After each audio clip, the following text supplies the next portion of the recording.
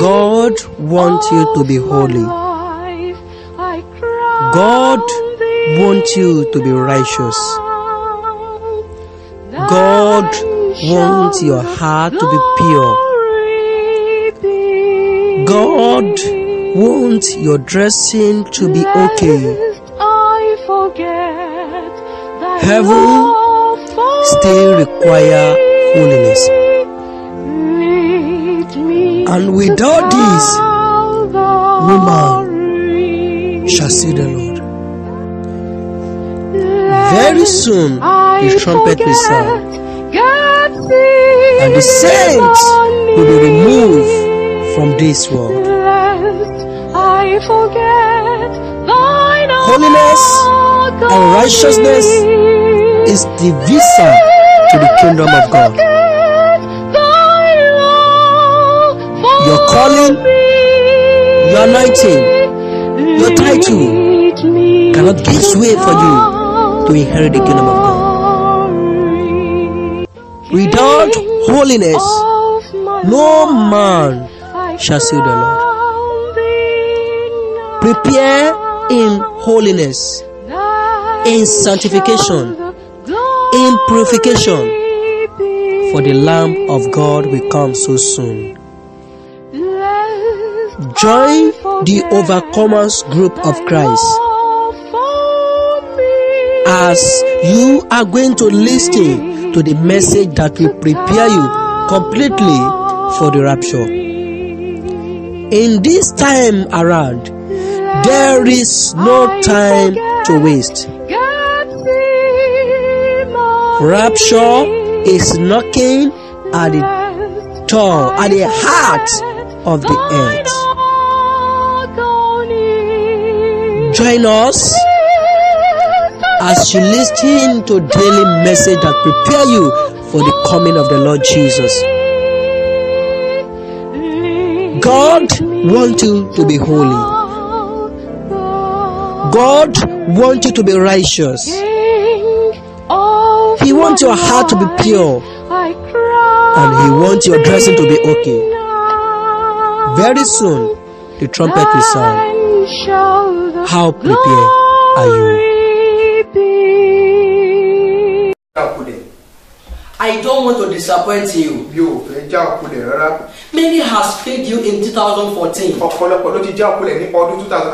But this is a new year, oh Lord. I don't want to fail you. Let's talk to God. Lord, I don't want to fail you. Last year, many fell. Many disappointed God. Many begin to run after the pleasures of the world. And now Christ is weeping on behalf of their life. But these people, they doesn't know that Christ is weeping on behalf of their life. They still continue in their evangelism. But Christ is weeping. Because in one area to the other, there is a crack on their wall.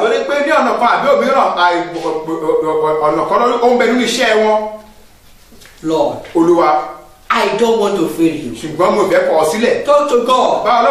Father, please. Give me knowledge. Open my understanding to the trap of the devil. I want to see where the devil has captured me. I want to see where I am failing you. Open my understanding. Show me mysteries. In Jesus Christ's name we have prayed. Righteous God, the King of glory. We thank you because you changed not. We thank you for counting us to be among the living souls. That we listen to this urgent warning to the ministers. That we listen to this urgent warning to the Christians. That we listen to this urgent warning to the small ministers. And those who have calling. And those who are ordained for ministry. ministry. Àjọ̀dá ti yàn fún iṣẹ́ ìránṣẹ́. Lord, I pray. Olúwa mo gbàdúrà. That after this message. Pé lẹ́yìn iṣẹ́ ìránṣẹ́ yìí. Our life will never remain the same. Ayé wa kò ní rí bákan náà mọ́. And that area that we are failing God. Ọ̀nà náà gan-an tí a fi ń jẹ́ Ọlọ́run kulẹ̀. God will restore us. Olúwa yóò mú wa padà bọ̀ sípò. We will acknowledge ourselves. A ó sì mú ara wa. We will acknowledge our ways. A ó sì dá ọ̀nà wa mọ̀. And we will return to Christ. A ó sì padà sọ́dọ̀ Kristi. Thank you, righteous God. O ṣé Ọlọ́run lódodo. In Jesus Christ's name we have prayed. Ní orúkọ Jésù Kristi ni a ti gbàdúrà. Amen. Amen. Yesterday, ní àná, the Lord gave me a message. Olúwa fún mi ní iṣẹ́ ìránṣẹ́ kan. Because I was seeking the face of God. Torí pé mò ń wá ojú Olúwa. Then he directed me. Ó wá darí mi sí ibi kan nínú Bíbélì. To the book of Matthew chapter 13. Sínú ìwé Matthew orí ìkẹtàlá. Matthew chapter 13. Matthew orí ìkẹtàlá. When the Lord led me to that place. Nígbà tí Olúwa darí mi lọ síbí yìí. I was a bit afraid. Ẹ̀rù bà mí díẹ̀. Matthew chapter 13. Ìwé Matthew orí ìkẹtàlá. Verse 13 down. Ẹsẹ̀ kẹtàlá títí wá sí ìsàlẹ̀. Therefore speak I to them in parables, because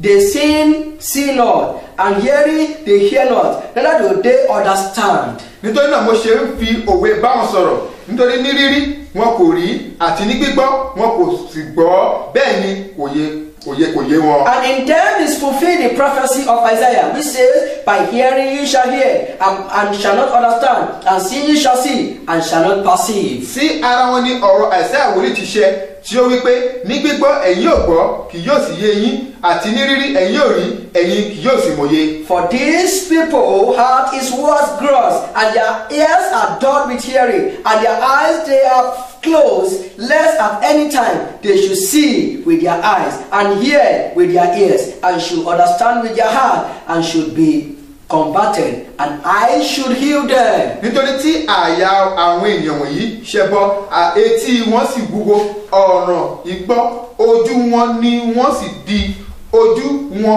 sì di, nítorí kí wọn kí ó má bàa fi ojú wọn rí, kí wọn kí ó má bàa fi etí wọn gbọ́, kí wọn kí ó má bàa fi àyà wọn mọ̀, kí wọn kí ó má bàa yí padà, kí èmi kí ó má bàa mú wọn dáradára. Now the Lord now said that's his thing. Nígbà tí Olúwa sọ ẹsẹ̀ kẹrìndínlógún yìí. Read it very well. Ka ẹsẹ̀ kẹrìndínlógún yìí dáradára. When I read it. Nígbà tí mo kà á. I became afraid. Ẹ̀rù bà mí púpọ̀. He said. Ó wí pé.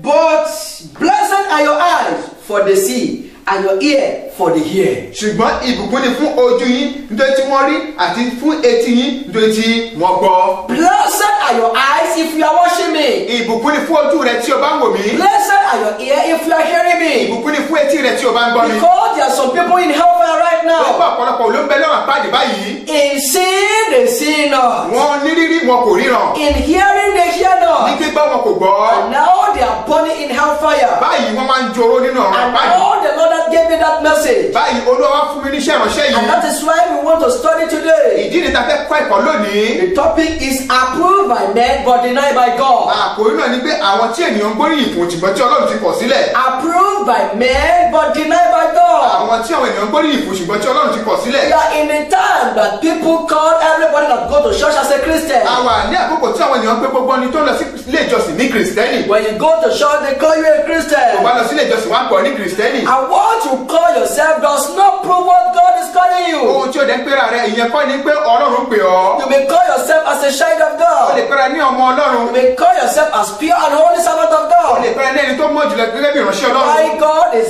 calling you a defiled servant? Nígbà tí Ọlọ́run dẹ̀ ń pè ọ́ ní ọmọ ọ̀dọ̀ tó ti di bàjẹ́. Why God is calling you different names? Nígbà tí Ọlọ́run pè ọ́ ní oríṣiríṣi orúkọ. I mean different name entirely. Oríṣiríṣi orúkọ bẹ́ẹ̀ lọ. The name that looks so polluted. Orúkọ tó ti di bàjẹ́. The name that looks so corrupt. Orúkọ tó ti ní ìdìbàjẹ́ nínú. Although physically you are approved by men. Ó tilẹ̀ jẹ́ pé ní ojú korojú àwọn ènìyàn ń gbóríyìn fún ọ. But spiritually you are denied by God. Ṣùgbọ́n nínú ẹ̀mí Ọlọ́run ti já ọ kulẹ̀. God has denied you. Ọlọ́run ti kọ̀ ọ́ sílẹ̀. Because how you handle God. Nítorí pé bí o ti ṣe fọwọ́ mú Ọlọ́run. Because of how you handle the word of God. Nítorí pé o ti fọwọ́ mú ọ̀rọ̀ Ọlọ́run. Approved by men but denied by God. Àwọn àwọn tí àwọn ènìyàn ń gbóríyìn fún ṣùgbọ́n tọ́lọ́run ti kọ̀ sílẹ̀. Now you might be hearing this type of message before. báyìí o lè ti máa gbọ́rọ̀ ọ̀rọ̀ báyìí tẹ́lẹ̀ rí. And yet in hearing you hear but you deny it. ṣùgbọ́n síbẹ̀ ní gbígbọ́ òun gbọ́ ṣùgbọ́n òun sẹ́. But I tell you today. lọ́mọ wí fún ọ ní òní. I tell you today. wí fún ọ lónìí o. Blessed are your eyes if you are watching me. ìbùkún ni fún ojú rẹ tí o bá ń wò mí. Blessed are your ear if you are hearing me. ìbùkún ni fún etí rẹ tí o bá ń gbọ́ mi. Approved by men but denied by God. àwọn tí àwọn ènìyàn fẹ́ ṣùgbọ́n tí Ọlọ́run ti kọ̀ sílẹ̀. I want you to sit down and think about your ṣé life. kò jókòó dáadáa kó dẹ̀ ronú nípa ayé rẹ. Think deep about the life you are living. ronú jinlẹ̀ nípa irúfẹ́ ìgbé ayé tí o gbé. Although your life may be approved by ó men. tilẹ̀ jẹ́ pé ayé rẹ àwọn ènìyàn lè máa gbóríyìn fún. People may be clapping for you for the kinds of life you are living. àwọn oníṣẹ́ lè máa ṣapẹ́ fún irúfẹ́ ìgbé ayé tí o ń gbé.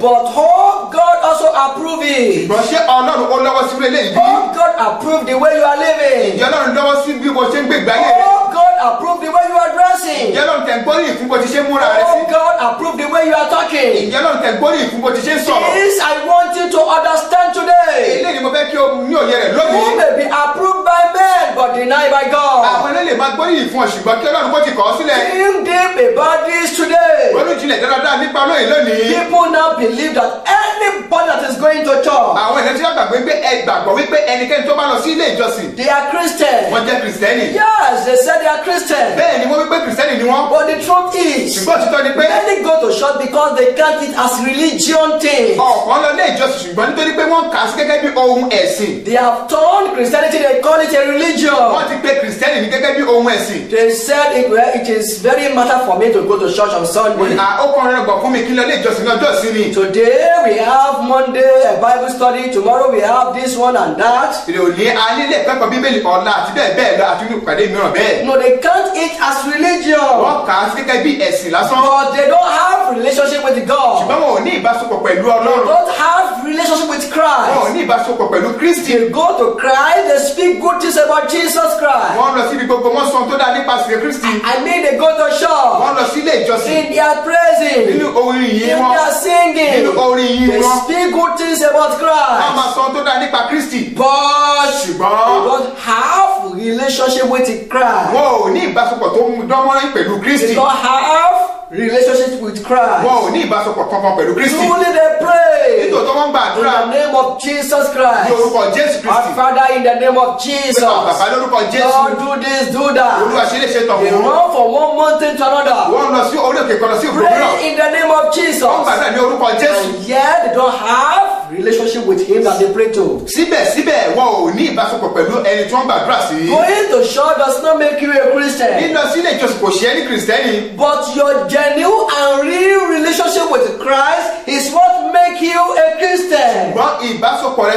tó múnádóko dáradára ló jẹ́ kó jẹ́ kìrìsìtẹ́nì pẹ̀lú Kristi. Have you ever think about how the name of Christian came up? ìjọ tẹ̀ ti ronú jinlẹ̀ nípa bí a ti ṣe fa orúkọ kìrìsìtẹ́nì jáde wá. Have you ever think about that in your life? ìjọ tẹ̀ ti ronú nípa ilé ní ọjọ́ ayé rẹ rí. In fact, it is a disgrace for people to be called as a Christian ó dẹ̀ jẹ́ òun ìtìjú pé ká máa pẹ́ wọn lòmíràn ní kìrìsìtẹ́nì. because of the life they are living. nítorí irúfẹ́ ìgbé ayé tí wọ́n ń gbé. Have you ever think about how the name of Christian came up? ìjọ tẹ̀ ti ronú dáradára bí a ti ṣe fa orúkọ kìrìsìtẹ́nì jáde. Lord, open my understanding to the book of Acts chapter 11 verse 26. Olúwa ṣe ìmìíràn sínú ìwé ìṣe àpọ́sítélì orí kọkànlá ẹsẹ̀ kẹrìndínlọ́gbọ̀n Then rẹ̀. I studied something there. mo wá kẹ́kọ̀ọ́ nípa ohun kan When níbẹ̀. I go through the book of Acts, nígbà tí mo lọ sínú ìwé ìṣe àpọ́sítélì. I discovered the reason why the apostles they were called Christian in Antioch. mo wá ṣàwárí èrèdí náà gbọ́n tàbí pé àwọn àpọ́sítélì ní kìrìsìtẹ́nì ní Áńtíókù.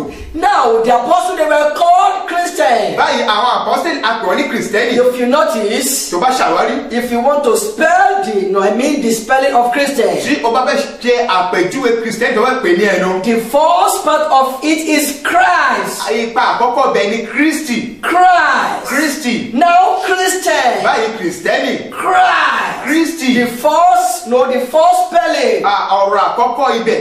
Christian. òun ni kìrìsìtẹ́nì. Christ. Kristi. Now if you notice that statement very well, tí o bá ṣàkíyèsí ọ̀rọ̀ yìí dáradára. the people that call them Christian, they are not believers. àwọn tó ń pọ̀ ní kìrìsìtẹ́nì wọn kì í ṣe onígbàgbọ́. Because they see something on the disciple of Jesus wọ́n ní kí Christ, wọ́n rí ohun kan nínú àwọn ọmọ lẹ́yìn Jésù Kristi. which moved them. èyí tó yẹ pé ó mú wọn ní orí yá. And they said of truth, these people are wọ́n Christians. gbé ní tòótọ́ àwọn wọ̀nyí kìrìsìtẹ́nì làwọn máa pè wọ́n. What's the meaning of kí that? ni ìtumọ̀ eléyìí? Christ-like. bíi ti Kristi. Christ life. Àwọn ẹni bíi Kristi. They preach about Christ. Wọ́n wàásù nípa Kristi. And through this, nípasẹ̀ eléyìí, we can see the behavior of Christ in them. a lè rí ìhùwàsí Kristi nínú ayé wọn. Although we have not seen that Christ, bó tilẹ̀ jẹ́ pé àwọn tẹ̀lé Kristi but yẹn they rí. behave, no, the way the person they preach Ṣùgbọ́n about. wọ́n ń ṣe bí irúfẹ́ ẹni tó ń gbé ìgbẹ́ tó ń wàásù nípa rẹ̀ yìí, wọ́n ń ṣe bí rẹ̀. They were called the Christians. A pè wọ́n ní Kristẹni. It is the unbeliever in Antioch that called them Christians. Ó jẹ́ àwọn aláìgbàgbọ́ ní Antioch tó pè wọ́n ní Kristẹni. Because they see their passion for Jesus Wọ́n Christ. rí ìta ara wọn fún Jésù They Kristi. see their love for Jesus Wọ́n rí Christ. ìfẹ́ wọn fún Jésù Kristi. They see their zeal for Jesus Wọ́n rí ìta ara Christ. wọn fún Jésù Kristi. And they see their compassion for Jesus Wọ́n rí Christ. ìka àánú wọn gbogbo rẹ̀ fún Jésù They Kristi. see their testimony about Jesus Wọ́n rí ọ̀rọ̀ Christ. ẹ̀rí wọn fún Jésù And Kristi. because of this, they call them Nítorí Christians. ìdí èyí, wọ́n sì pè wọ́n ní Kristẹni. Because of this, they call them Christians. Nítorí ìdí èyí, wọ́n pè wọ́n ní Kristẹni. Because of their passion. Nítorí ìka àánú wọn. Because of their zeal. Nítorí pé ìtara tí wọ́n ní. The question is, why do people call you a Christian? Ìbéèrè náà ni pé kí ló fà á tí àwọn èèyàn fi ń pè ọ́ ní Kristẹni? Their character Ìwà wọn. was exactly with Jesus Christ, with the character of Jesus Christ. Ìwà wọn ó bá ìwà Jésù Kristi mu. They preached about Jesus, Wọ́n wàásù nípa Jésù. and their character was like Jesus. Ìhùwàsí wọn lè dàbí ti Jésù. Their humbleness Wọ́n jẹ́ onírẹ̀lẹ̀ jùlọ. was like of Jesus Bíi ti Christ. Jésù Kristi. Their behavior Ìhùwàsí wọn. was like of Ó dàbí Christ. ti Kristi. Their habits Ìṣe wọn. was like of Ó dàbí ti Christ. Kristi. And because of Àti this, pé torí ìdí they èyí, call them Christians. wọ́n pè wọ́n ní Kristẹni. These are Christians Èyí ni àwọn Kristẹni. because of their character, Nítorí ìwà wọn. because of their zeal, Nítorí ìtara tí wọ́n ní. because of their testimony, Nítorí ọ̀rọ̀ ẹ̀rí ẹnu wọn. because of their habits, Nítorí pé ìhùwàsí wọn. because of their behavior, Nítorí ìwà wọn. because of this, Nítorí ìdí èyí, they call them Christians. wọ́n pè wọ́n ní Kristẹni. Christians. Kristẹni. I pray for Mo you gbàdúrà fún ọ. for the grace to be a real Christian. Lọ́rọ̀ fẹ́ láti jẹ́ Kristẹni The Lord tòótọ́. will give you in the name of Ó láyé fún ọ Jesus. lórúkọ Jésù. Christian, which means Christ-like. Kristẹni tó túmọ̀ sí pé bíi ti Kristi. Christ-like. Ìgbé ayé bíi ti Are Kristi. you Christ-like or devils-like? Ìjọ tẹ̀ dàbí Kristi àbí irúfẹ́ ìgbé ayé ti èṣù. This is the question you need to answer. Èyí jẹ́ ìbéèrè tó ní láti dáhùn lọ́kàn ara Am rẹ̀. I a Christ-like or devils-like? Ǹjẹ́ mo dàbí Kristi àbí mo dàbí èṣù? No, they call them Christians. Wọ́n pè wọ́n ní Kristẹni. If you read the book of Acts 26 verse Tí 28, o bá ka ìwé iṣẹ́ àpọ́sítélì 26 àti 28 rẹ̀. Acts 26 verse 28, Ìwé iṣẹ́ àpọ́sítélì orí kẹrìndínlọ́gbọ̀n ẹsẹ̀ we kejìdínlọ́gbọ̀n. see the account of Agrippa concerning Paul the apostle. O máa rí ọ̀rọ̀ Agripa ọba yìí nípa ti ọ̀rọ̀ Paul àpọ́sítélì. Why? Because he see Christ in the life of Paul the apostle. Kí ló fà á tó ní pé ó rí Kristi nínú ìgbé ayé Paul He àpọ́sítélì? see the passion of Christ in the life of Paul the apostle. Ó rí ìtara ti Kristi nínú ìgbé ayé Paul àpọ́sítélì. He saw the zeal of Christ in Paul the apostle. Ó rí ìtara ìkáàánú ti Kristi nínú ìgbé ayé àpọ́sítélì Paul. And do you know what Agrippa now said? Ìyá mo ti Agripa bá wí. Thou almost persuaded me to be a Christian. Ó tẹ̀ tí bẹ́ẹ̀ lè yí mi lọ́kàn padà láti di Kristẹni. That is a life Christ expects us to be living. Èyí ni irúfẹ́ ìgbé ayé tí Kristi fẹ́ kí a máa gbé. How many people has been converted through your life? Ènìyàn mélòó kan ló ti dẹni ìyípadà nípasẹ̀ ìgbé ayé rẹ̀? How many people has been converted through your Ènìyàn character? mélòó kan ti dẹni ìyípadà nípasẹ̀ ìhùwàsí rẹ̀? But yet with your character, with your behavior, you chase people away from Christ. Síbẹ̀síbẹ̀ pẹ̀lú ìhùwàsí àti ìṣe rẹ̀, ó lé àwọn ènìyàn kúrò lọ́dọ̀ Kristi. Some people will say, in my life, I can never trust any pastor. Àwọn kan ní pé láyé mi ò lè gbọ́kànlé pásítọ̀ kí pásítọ̀ kankan rárá. And it's because they have been hurt. They have been hurt through Nítorí pastor. pé kí ni wọ́n ti gba ìfarapa nípasẹ̀ àwọn olùjíṣẹ́ Ọlọ́run. Some said all Christians are Àwọn pretenders kan wípé gbogbo Kristẹni wọ́n jẹ́ àwọn tó máa ń díbọ́. because they knew what they have gone through in the midst of a Nítorí Christian. pé wọ́n mọ orúkọ tó ti là kọjá láàárín àwọn Kristẹni. Many are titled with Christian, but they don't have Christ like in their life. Ọ̀pọ̀ là ń pè wọ́n ní Kristẹni ṣùgbọ́n wọn ò ní irú ìgbé ayé Kristi nínú ayé wọn. Why do people call you a Kí Christian? ló fà táwọn náà fi ń pọ̀ ní Kristẹni? Is it because you go to Ṣé church? nítorí pé òun lọ lè jọ́sìn ni? Is it because you study your Àbí Bible? nítorí pé òun ka Bíbélì rẹ̀? Is it because you give trust to the people? Àbí nítorí pé òun fún àwọn ènìyàn ní ìwé ìjẹ́rìí Was ọkọ̀? that the reason why people call you a Christian? Ṣé nǹkan tó fà tó fi pọ̀ ní Kristẹni ni? Oh, you need to check your life. Àwọn láti yí ayé rẹ wò. Or is it because you pray? Àbí nítorí pé ó máa ń gba àdúrà?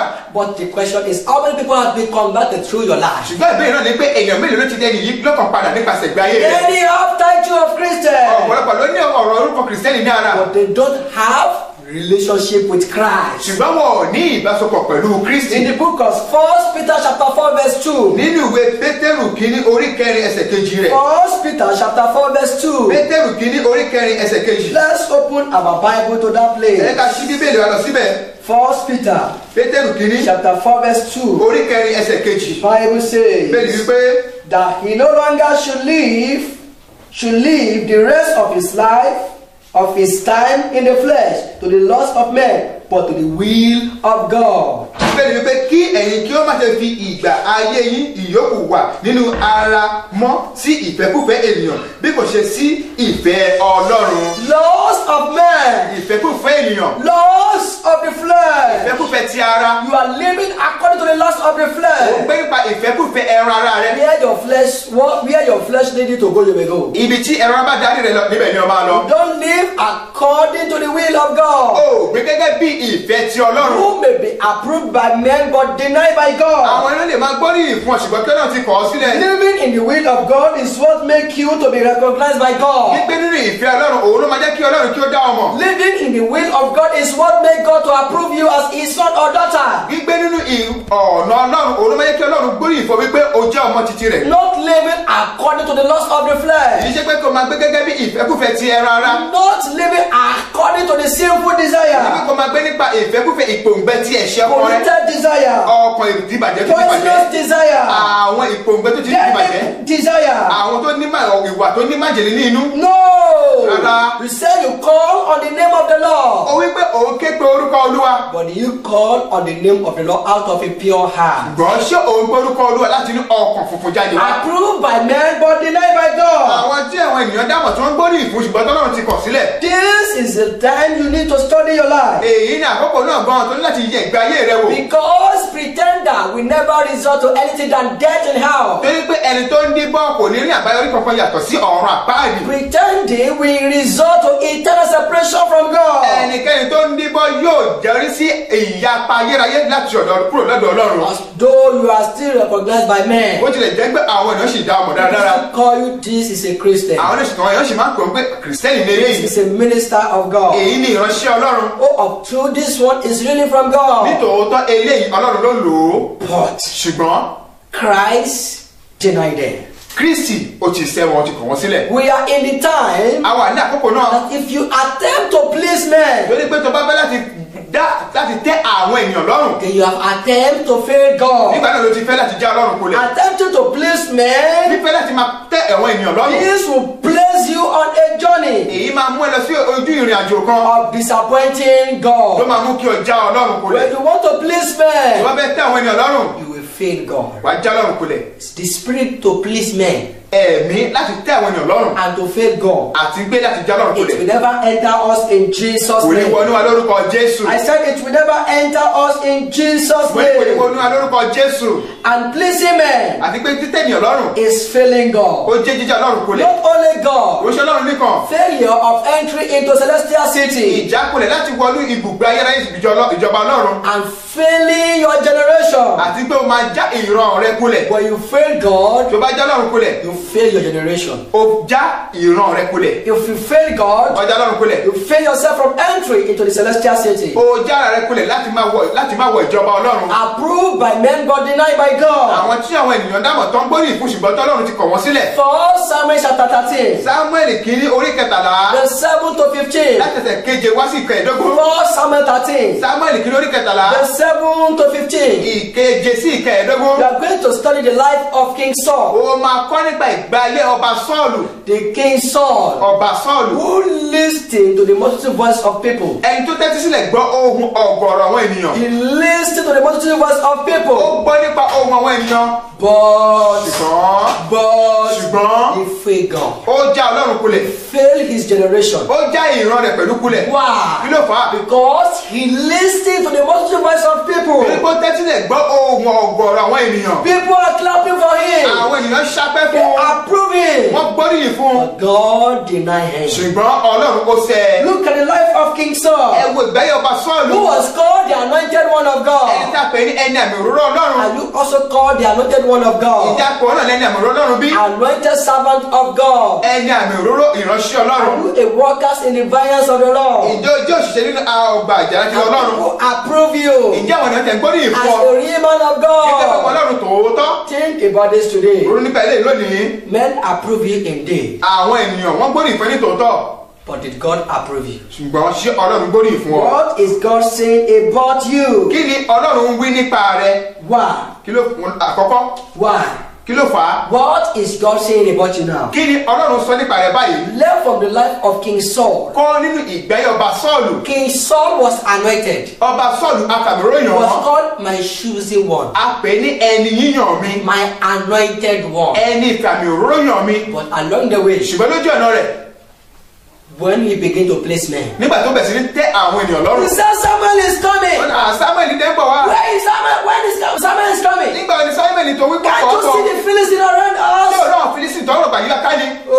Oh, and King Saul failed God. Ọba Sọ́ọ̀lù ó lè já Ọlọ́run kulẹ̀. Ministers, Àwọn ìránṣẹ́ Ọlọ́run. ministers, Àwọn ìránṣẹ́ Ọlọ́run. you need to sit down O ní láti jókòó and think about this today. kí o sì ronú nípa ilé yìí lónìí.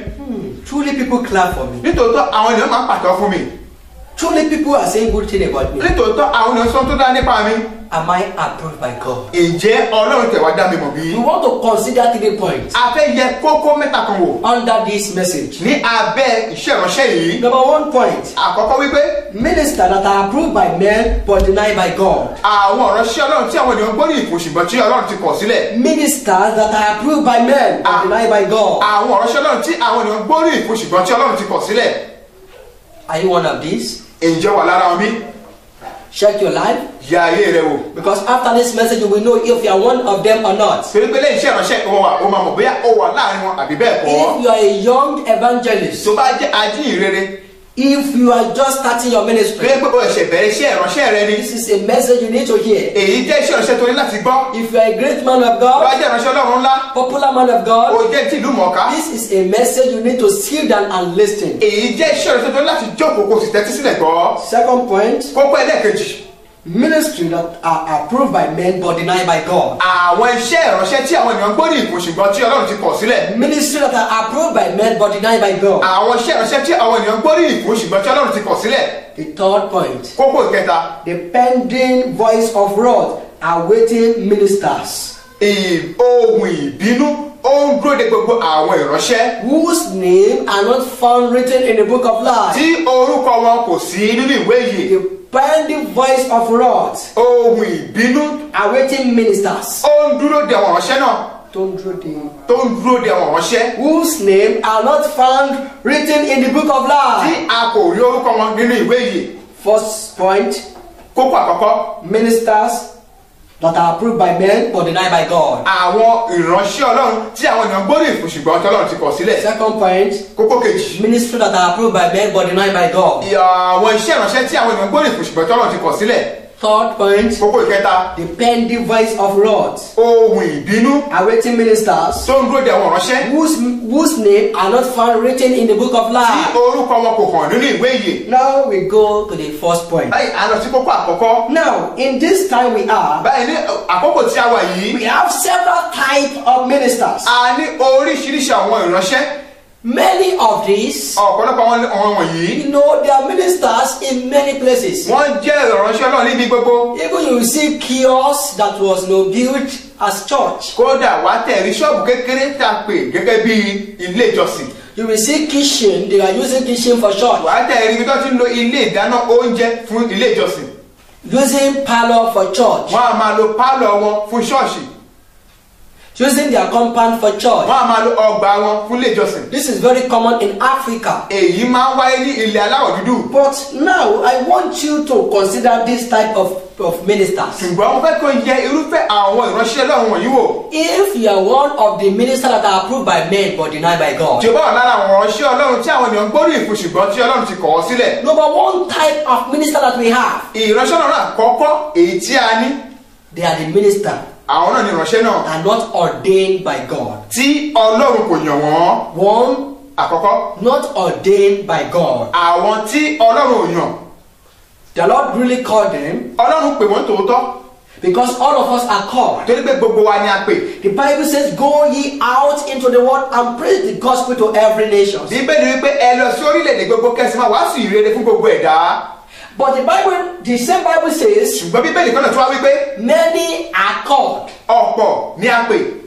but few are chosen. Ṣùgbọ́n díẹ̀ ni a yàn. Many are called, ọ̀pọ̀ ni a pè. but few are chosen. Ṣùgbọ́n díẹ̀ ni a yàn. Now, Báyìí, number one type of Christian, Kìrìsìtẹ́nì àkọ́kọ́, ministers, àwọn ìránṣẹ́ Ọlọ́run not ordained by God. tí Ọlọ́run kò yàn wọ́n. Now, there is something I want you to understand. Ohun kan wà tí mo fẹ́ kí o ní òye rẹ̀. And there's something I want you to know today. Àwọn kan dẹ̀ wà tí mo fẹ́ kí o mọ̀ lónìí. We are called by God, Ọlọ́run pè wá ní tòótọ́. but few are ordained for ministries. Ṣùgbọ́n àwọn díẹ̀ ni a yàn fún iṣẹ́ ìránṣẹ́. There are many ministers in this end time Ọ̀pọ̀lọpọ̀ ìránṣẹ́ náà ló bẹ nígbà kẹ́yìn who yìí. are not ordained by God. Tí Ọlọ́run tẹ yàn wọ́n rárá. Although God called all of Ó us, sì jẹ́ pé Ọlọ́run pè gbogbo wa. but all of us are not ordained for ministries. Ṣùgbọ́n a kò yan gbogbo wa fún iṣẹ́ But ìránṣẹ́. there's some minister in this end Ṣùgbọ́n time. àwọn ìránṣẹ́ náà kan bẹ nígbà kẹ́yìn yìí. God never ordained them. Ọlọ́run tẹ yàn wọ́n rárá. Never ordained them for ministry. Kò yàn wọ́n fún iṣẹ́ ìránṣẹ́. But yes, people still categorize them as a man of Ṣùgbọ́n God. síbẹ̀ àwọn ènìyàn sì ń kà wọ́n fún gẹ́gẹ́ bí ìránṣẹ́ Ọlọ́run. People still categorize them as a minister of Àwọn God. ènìyàn sì ń kà wọ́n gẹ́gẹ́ bí ìránṣẹ́ Ọlọ́run. People call them, oh, this is a servant of the Àwọn Lord. ènìyàn kà pé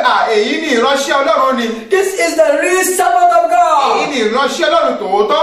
But God denied them Ṣùgbọ́n Ọlọ́run kọ̀ wọ́n sílẹ̀. because He doesn't ordain them for ministry. Nítorí pé kò yàn wọ́n fún iṣẹ́ ìránṣẹ́. And let me tell you the reason why some of these ministers entered into ministry's world. Jẹ́ wọ́n sọ fún ọ èrèdí tí àwọn ìránṣẹ́ náà fún wọn fi wọnú iṣẹ́ ìránṣẹ́ náà. The reason why some of them, they just went and established church, they call themselves a servant of God. Èrèdí tí ọ̀pọ̀lọpọ̀ wọn fi lọ tán fi lọ dá ilé ìjọsìn sílẹ̀ tí wọ́n dẹ̀ ń pera ní ìránṣẹ́ Ọlọ́run. This is something I want you to learn from. Èyí ni nǹkan tí mo fẹ́ kí o kọ́ ẹ̀kọ́ nínú rẹ̀ báyìí. Because God cannot be mocked. Torí pé a kò lè mú Ọlọ́run lékè. We cannot mock God. A ò lè mú Ọlọ́run We lékè. cannot deceive A God. ò tẹ̀lé tán Ọlọ́run jẹ. God is yes and amen. Ọlọ́run jẹ́ bẹ́ẹ̀ ni àti àmì. He is a straightforward God. Ó jẹ́ Ọlọ́run tó máa ń lọ tààrà. He doesn't compromise with His word. Kò kì í gbọ̀jẹ̀gẹ́ ọ̀rọ̀ rẹ̀. If He doesn't ordain you for ministry and you went and established a church or you established a ministry, He will not back you up. Tí kò bá yàn ọ́ fún iṣẹ́ ìránṣẹ́ àbí fún ìjèrè ọkàn kò ní lè gbé ọ ní ẹ̀yìn. His presence will be absent in your church. Ìwà láàyè rẹ̀ kò ní sí nínú ilé ìjọsìn rẹ̀. Because He was not the one that ordained you to establish church or ministry. Torí pé òun kọ́ ló yàn ọ́ láti dá ilé ìjọsìn àbí iṣẹ́ ìránṣẹ́ sílẹ̀. Number one reason. Èrèdí àkọ́kọ́. Because God delivered some of them from accidents. Torí pé Ọlọ́run gba ọ̀pọ̀lọpọ̀ wọn kúrò nínú ìjàmbá. Maybe they are going for a journey. Bóyá wọ́n lọ fún iṣẹ́ ìránṣẹ́ fún ìrìn àjò. Then all of a sudden, Ní ojú kan náà, there was accident. ìjàmbá wá wáyé. Then all the people in the vehicle died. Gbogbo àwọn tó wá ń bẹ nínú ọkọ̀ yìí wá kú. And maybe such a person was the only one that survived. Bóyá irú ènìyàn báyìí nìkan ló yege. They will now say, Wọ́n wá wí pé, ha! Because Jesus delivered me from this accident, nítorí pé Jésù gbà mí kúrò nínú ìjàmbá ọkọ̀ yìí. I will work for you with all my life. Màá ṣiṣẹ́ fún pẹ̀lú gbogbo ọjọ́ ayé mi. Because of this, Nítorí ìdí èyí, I will establish a church. mo máa dá ilé ìjọsìn sílẹ̀. I will tell people the goodness of God. Màá sọ fún àwọn ènìyàn ìrere nípa Ọlọ́run. I have come across this several times. Mo ti la ilé ìkọjá, mo ti bẹ́ẹ̀ lè pàdé láìka ìmọ̀ye ìgbà. Ministers are giving their account about how they establish their church. Nígbà tí àwọn ọ̀ránṣẹ́ náà bá ń sọ̀rọ̀ nípa bó ṣe dá ilé ìjọsìn wọn sílẹ̀. They said, I involved in accidents. Wọ́n ní pé mo yege kúrò nínú ìjàmbá ọkọ̀ And ni. I was the only one that survived. Èmi ní pẹ́ẹ́dẹ̀ ni mo pérégedé mo yege. And because of this, Nítorí ìdí èyí, I made up my mind. mo wá pinnu nínú ọkàn mi. I said, Jesus, Mo wá rí pé Jésù with all my life, pẹ̀lú gbogbo ọjọ́ ayé mi, I will serve you. mo máa sìn ọ́. And because of this, Nítorí ìdí èyí, I vow to establish a church. wọ́n á jẹ́jẹ́ láti dá ilé ìjọsìn sílẹ̀. God deliver you Ọlọ́run gbà ọ́ là. because of His mercy and His grace over you. Nítorí àánú àti oore ọ̀fẹ́ rẹ̀ lórí rẹ̀. That does not say God ordained you to establish a church. Ìyẹn ò sọ wípé Ọlọ́run yàn ọ́ láti lọ dá ilé ìjọsìn sílẹ̀. That does not mean God ordained you for ministries. Ìyẹn ò sọ pé Ọlọ́run yàn ọ́ láti dá ilé ìjọsìn àbí This fíṣẹ̀ ránṣẹ́. is the reason why the power of God is empty in many churches. Èdè nìyí gan tí agbára Ọlọ́run Ọlọ́run kò fi sí nínú ọ̀pọ̀lọpọ̀ ilé ìjọsìn báyìí. Because God was not the one that ordained them. Nítorí pé Ọlọ́run kọ̀ọ̀kan kọ́ ló ẹni tó yàn wọ́n. They are the one that ordained themselves. Àwọn ni wọ́n yan ara wọn. They are the one that called themselves ministers of God. Àwọn náà náà pẹ̀lú ní ìránṣẹ́ Ọlọ́run. But God said, no, I don't know you. Ṣùgbọ́n náà sọ pé rárá mi ò mọ̀ ọ́ rí. Of such, Irú àwọn ènìyàn yìí. they easily pẹ̀lú ìrọ̀wọ́ rọrùn obey the voice of the devil. ni wọ́n máa fi ń gbọ́ ohùn Sátánì. I pray. Mo wá gbàdúrà. If you are one of these, pé tó bá láàrin wọn. the Lord will open your eyes today. Olúwa yóò ṣí ojú rẹ lónìí. Escape quickly from the target of the devil. Wàá lè sátálà kúrò nínú gbogbo páńpẹ́ Sátánì. Number 2 reason. Èrèdí ẹlẹ́kejì. Why no some of them establish church? Ṣé pé ọ̀pọ̀lọpọ̀ wọn máa fi dálé ìjọsìn sílẹ̀? Because God delivered some of them from sickness. Nítorí pé Ọlọ́run gba ọ̀pọ̀lọpọ̀ wọn kúrò nínú àìsàn. Maybe they have been in long time sickness. Bí wọ́n ti wà nínú àìsàn ọjọ́ pípẹ́. They have been sick. Wọ́n ti ń ṣàárẹ̀. About maybe 17 years. Bóyá bí ọdún 17. 20 years. 20 ọdún sẹ́yìn. But one day, ṣùgbọ́n lọ́jọ́ kan. they just slept. Wọ́n kọ̀tẹ̀ sùn. And they woke up. Wọ́n dẹ̀ jí. They never see the sickness again. Wọ́n ọ̀rẹ́ ẹ̀fẹ̀ mọ́. Or àbí pé. the Lord come to the hospital. Ọlọ́run wá sílé ìwòsàn. Or the Lord send his angel. Ọlọ́run arán áńgẹ́lì àbí Ọlọ́run áńgẹ́lì rẹ̀. Servant of God pray for them. Àbí ìránṣẹ́ Ọlọ́run kan ó gba àdúrà fún wọn. And they became healed. Ọwọ́ adẹ́ni tó ń wòsàn. And because of this, nítorí ìdí èyí. some will say. Ọ̀pá wípé. Because Jesus healed me. Nítorí pé Jésù Kristi ó wò mí sàn. Because Jesus delivered me from my sickness. Nítorí pé Jésù gbà mí kúrò nínú gbogbo àìsàn mi. Now I will establish a church. Báyìí máa kọ́ ilé ìjọsìn. To declare the goodness of God. Láti máa sọ̀rọ̀ ìyìn rere tí Ọlọ́run. God healed you. Ọlọ́run wò ọ́ sàn. He make you whole. Ó jẹ́ kó gbàgbó láradá. Not because he ordained you for ministry. Ìṣe gbégbé nítorí náà ló fẹ́ yàn fún iṣẹ́ ìránṣẹ́. Because of his mercy and grace towards you. Nítorí àánú àti oore ọ̀fẹ́ rẹ̀ lórí rẹ̀ nípa. That is the reason why God ordained you for ministry. Èrèdí gan rèé tí Ọlọ́run fi yàn ọ́ fún iṣẹ́ ìránṣẹ́.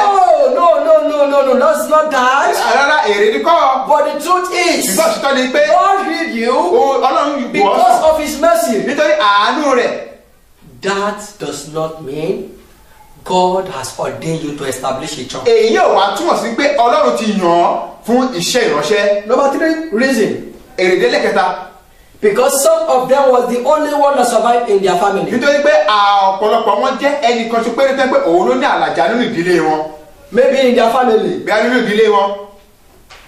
There are always a premature death at a certain age. Wọ́n máa ń kú ikú àìtọ́jọ́ ní iye ọmọ ọdún báyìí. But such a person got to the age. Ṣùgbọ́n irú ènìyàn bẹ́ẹ̀ ó wá dé iye ọmọ ọdún tó máa ń kú ní ìdílé wọn. He never died. Kò wá kú.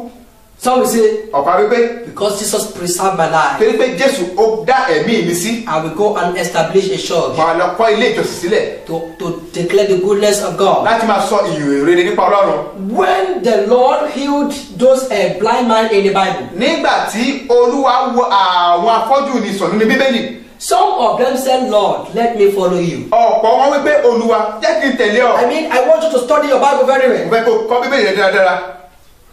When God opened their eyes. Nígbà tí Ọlọ́run ṣí ojú wọn. When God healed them. Nígbà tí Ọlọ́run wò wọ́n sàn. Now. Ní báyìí. Some of them said. Ọ̀pọ̀ wọn wípé. Lord. Olúwa. I will follow you to wherever you want to go. Màá tẹ̀lé lọ sí ibikíbi tí o bá ń lọ. He said no. Wọ́n ní pé rárá o. Just go. Ẹ kàn tí ẹ lọ. To the church. Sí ilé ìjọsìn. And tell them. Kẹ́ẹ̀dẹ̀ wí fún wọn. What the Lord has done for you. Ohun tí Olúwa ti ṣe fún yín.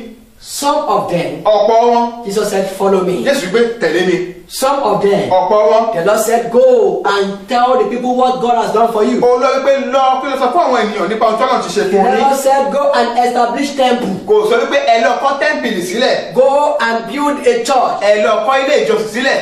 God healed you does not mean he ordained you for ministry. Ọlọ́run wò sàn yẹn túmọ̀ sí pé yàn án fún iṣẹ́ ìránṣẹ́. Another reason. Èrèdí kejì, èrèdí mìíràn. Because. Nítorí pé. It was given to them in a church as a post. A fi fún wọn nílé ìjọsìn gẹ́gẹ́ bí ipò. That brother has been paying his tithe very well. Arákùnrin yìí ó ti sàn dámẹ́wàá ẹ̀ dáradára. This woman, she is very regular in the church. Arábìnrin yìí ó máa ń wá dáradára sílé ìjọsìn.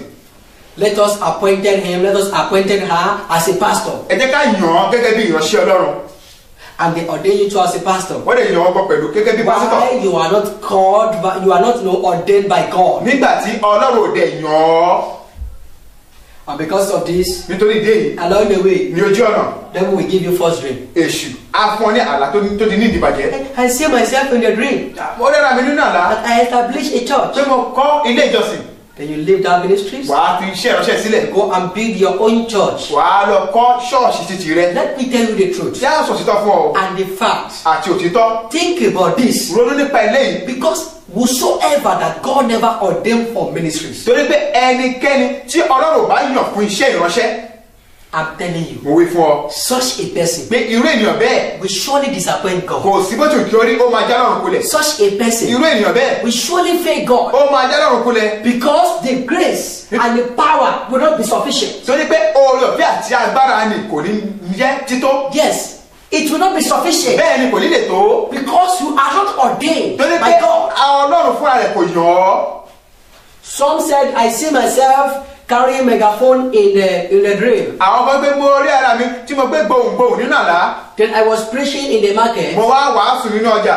You know, the Lord just told me that I should go and establish a church. ìyẹn ò túmọ̀ sí pé kò lọ dálé ìjọsìn sílẹ̀. The Lord is trying to tell you, olúwa ń gbìyànjú láti wí fún ọ. I have called you as a witnesses unto my people. pé mo ti pè ọ́ gẹ́gẹ́ bí ẹlẹ́rìí sí àwọn ènìyàn mi. Go and share the good news of Jesus Christ. lọ tàn kálẹ̀ ìyìn rere ti Jésù Kristi. My brother and sister, God does not say, go and build a church. arákùnrin àti arábìnrin mi olúwa wípé lọ kọ́ ilé ìjọsìn ti tìrẹ sílẹ̀. So many of these established church for money making. nítorí náà ọ̀pọ̀lọpọ̀ dá ilé ìjọsìn wọn sílẹ̀ nítorí pé kọ́ lè máa rí owó níbẹ̀. For what? Money making. fún kí ni kọ́ lè máa rí owó They níbẹ̀. want to become billionaire. wọ́n fẹ́ di olówó. They have one focus. ìlépa kan péré ni wọ́n ní. They have one vision. ìran kan péré ni wọ́n ní. Their vision is to become rich. ìlépa wọn dẹ̀ ni wípé kán lè di ọlọ́rọ̀. They don't have vision for discipleship. wọn ò ní ìran fún àwọn ọmọlẹ́yìn. They don't have vision for rescuing the perishing souls. wọn ò ní ìran àti ìlépa láti lè jẹ́ kí àwọn ọkọ̀ tó ń ṣègbè kọ́ lè ní àlàjá. They don't have vision for the kingdom of God. wọn ò ní ìlépa fún ìjọba ọlọ́run. Everything they talk about, ohun gbogbo tí wọ́n máa sọ̀rọ̀ lé lórí. everything they preach about, ohun gbogbo tí wọ́n máa wàásù lé lórí. everything they think about, ohun gbogbo tí wọ́n máa ronú lé lórí. prosperity. òun náà ní ìbùkún. What they will teach you? ọjọ́ kan máa kọ́ Prosperity. máa kọ́ tẹ̀ kọ́ ní ìbùkún. Gospel of prosperity is a wide way that go to perdition and lead to perdition. ìrere tí ìbùkún ó jẹ́ ọ̀nà gbòòrò tó darí sí ibi ègbé. Their target ìlépa wọn. is to empty the pocket of the church members. òun ni pé kí wọ́n ṣòfìfo àpò àwọn ọmọ ilé ìjọsìn wọn.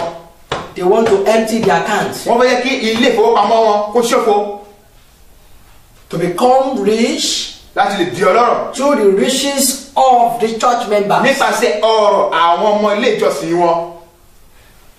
Such ministers, irú àwọn ìránṣẹ́ ọlọ́run bẹ́ẹ̀. they quickly they always organize a program, àwọn máa ń tètè gbé àwọn ìpàdé sílẹ̀. anointing program, ìpàdé ìfàmìróyàn. Holy Spirit program, ìpàdé tẹ̀mí mọ́. blessing program, ìpàdé tìbùkún. say no to the devil program. sọ pé bẹ́ẹ̀ kọ́ sí sàtánì ìpàdé rẹ̀. Making it is very, very important program. o ní láti ní àlàjá ìpàdé. They organize various kinds of programs. onírúurú ìpàdé ni wọ́n máa ń gbé sílẹ̀. In their weekly activities, Monday, Tuesday, Wednesday, Thursday, Friday, Saturday, Sunday. àwọn ìpàdé àárín ọ̀sẹ̀ ó jẹ́ ní ojoojúmọ́ Monday Tuesday títí dé jáde ọ̀sẹ̀ náà. Because every day they will know they are going to collect offering. torí pé wọ́n gbọ́ ojoojúmọ́ wọn mọ̀ pé ọ̀fẹ́ máa gba ìdá mẹ́wàá ti ọrẹ. All these are men that are not that are not ordained by God. gbogbo àwọn wọ̀nyí ni Ọlọ́run fúnra rẹ̀ kò yàn wọ́n. Many of them, ọ̀pọ̀ wọn. they collect different type of offering. wọ́n á máa gba oríṣiríṣi owó ọrẹ. Joy offering, ọrẹ ti ayọ̀. peace offering, ọrẹ àlàáfíà. prosperity offering, ọrẹ ìbùkún. children offering. ọrẹ àwọn ọmọdé. If you want to have children, bring out offering. tí o bá fẹ́ ní ọmọ mú ọrẹ wá síta. If you want to have husband, bring out tí o offering. bá fẹ́ ní ọkọ mú ọrẹ wá síta. If you want to do this, do that, bring out offering. tí o bá fẹ́ ṣe ní ṣe tọ̀hún mú ọrẹ wá síta. They don't have focus for heaven. wọn ò ní ìlépa fún ìjọba They Ọlọ́run. don't have vision for heaven. wọn ò ní ìran fún ìjọba Ọlọ́run. Their target ìlépa wọn is, òun ni pé I must be rich. mo ní láti di ọlọ́rọ̀. I pray mo gbàdúrà such spirit will never enter pé you. irú ẹ̀mí bẹ́ẹ̀ pẹ̀lú wọnú rẹ In the name of Jesus. lórúkọ Jésù. Many of these ministers, ọ̀pọ̀lọpọ̀ àwọn ìránṣẹ́ they wọ̀nyí are the ministers that they deceive men through their message. wọ́n jẹ́ àwọn ìránṣẹ́ tó máa ń tàn àwọn ènìyàn jẹ nípasẹ̀ ìwàásù wọn. And they force people to pay their tithe by force. àwọn ìgbìmọ̀ máa ń mú fi tipátipá mú àwọn ènìyàn láti san ìdámẹ́wàá wọn. Enforce tithe. wọ́n máa fi tipátipá mú ìdámẹ́wàá. If you don't pay tithe, you are a sinner in their presence. tó o bá san ìdámẹ́wàá ó jẹ́ lẹ́ṣẹ̀ níwájú wọn. In fact, if it is possible for them to collect your PIN for ATM card, they will collect it and withdraw your money. ó dà tó bá ní jẹ fún ọ láti gba nọ́mbà rẹ fún ibi tó ti máa gba ní ilé ìfowópamọ́ wọn á gbà lọ́wọ́ rẹ láti gba owó lọ́wọ́ rẹ. They are only after money. gbogbo òkú tó máa ń lépa náà ní pé owó ni wọ́n lépa ní ìlépa wọn. These are the ministers that are not ordained by God. èyí ni àwọn ìránṣẹ́ náà gan tí Ọlọ́run fúnra rẹ̀ kò yàn wọ́n. Now, báyìí number second type of minister that we have. èyí tó tún tẹ̀lé irúfẹ́ àwọn ìránṣẹ́ Ọlọ́run tí a ní ẹlẹ́kejì. Called and ordained by God, but fail God. a pè wọ́n a dẹ̀ yàn wọ́n láti ọ̀dọ̀ Ọlọ́run ṣùgbọ́n wọ́n já Ọlọ́run kulẹ̀. I pray mo gbàdúrà that will never happen to you. èyí kò ní ṣẹlẹ̀ sí ọ. Many are called, ọ̀pọ̀ ní a pè but among those that are chosen, ṣùgbọ́n láàárín àwọn díẹ̀ tí a wá yàn those that are even chosen by God, kódà àwọn tí Ọlọ́run fúnra rẹ̀ tó tẹ̀ tó wá yàn those that are even ordained by God, àwọn tí Ọlọ́run tó yàn fúnra rẹ̀ many of them fail God. ọ̀pọ̀lọpọ̀ wọn náà ti já Ọlọ́run kulẹ̀. This is a very common in Christendom. èyí jẹ́ ohun tó ń wáyé dáradára ní ìgbàgede There Kìrìsìtẹ́nì. are some that are called and ordained by God. ọ̀pọ̀ ni Ọlọ́run pè tí ó dẹ̀ tún yàn.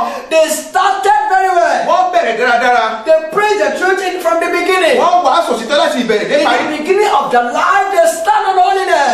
ìbẹ̀rẹ̀ pẹ̀pẹ̀ ayé wọn wọ́n dúró lórí ìwà mímọ́. But along the way, they failed and refused to please God. ṣùgbọ́n lójú ọ̀nà wọn ṣubú wọ́n dẹ̀ kùnà láti tẹ́ Ọlọ́run lọ́rùn. In fact, they fall and refuse to rise up. kódà wọ́n ṣubú wọ́n dẹ̀ kọ̀ láti dìde padà. To fall is not a sin, láti ṣubú kò kí ṣe ẹ̀ṣẹ̀. but refusing to rise up is a sin. ṣùgbọ́n kíkùnà láti dìde òun ni ẹ̀ṣẹ̀. Because, nítorí pé number one, àkọ́kọ́ in every day, lójoojúmọ́ you sin. ò dẹ́ṣẹ̀. But ṣùgbọ́n some doesn't want to hate sin. àwọn kan wọ́n fẹ́ kórìíra ẹ̀ṣẹ̀. They enjoy sin. wọ́n á máa gbádùn ẹ̀ṣẹ̀. They share sin. wọ́n máa ná ní They ẹ̀ṣẹ̀. have interest in sin. wọ́n ní ìfẹ́ nínú ẹ̀ṣẹ̀. If you are one of these, tó bá jẹ́ ọ̀kan nínú wọn it's better you return to Jesus Christ. ó dára kó padà sọ́dọ̀ Jésù Kristi. It's better you return to the feet of Jesus. ó dára kó padà sí ẹsẹ̀ Jésù Kristi. As long that you are still on the land of the living, níwọ̀n ìgbà tó ṣì wà lórí ilẹ̀ alààyè you are in the land of the living for a purpose of coming back to Christ. ó ṣì wà lórí ilẹ̀ alààyè fún èrèdí pé kí o padà wá sọ́dọ̀ Kristi. Called and ordained by God but failed God. àwọn tí Ọlọ́run yàn tí ó dẹ̀ pè ṣùgbọ́n tí wọ́n já Ọlọ́run kulẹ̀. One of these example is Demas. ọ̀kan nínú àpẹẹrẹ yìí òun ni Dẹ́mà. Demas is chosen and ordained, Dẹ́mà ó jẹ́ ẹni tí a yàn tí a dẹ̀ tún pè. working with the apostles, ó ń bá àwọn àpọ́sítélì ṣiṣẹ́. working with Paul the ó ń apostles. bá Paul àpọ́sítélì ṣiṣẹ́. But along the wọ́n ní way, ojú ọ̀nà Demas failed God. Dẹ́mà ó já Ọlọ́run kulẹ̀.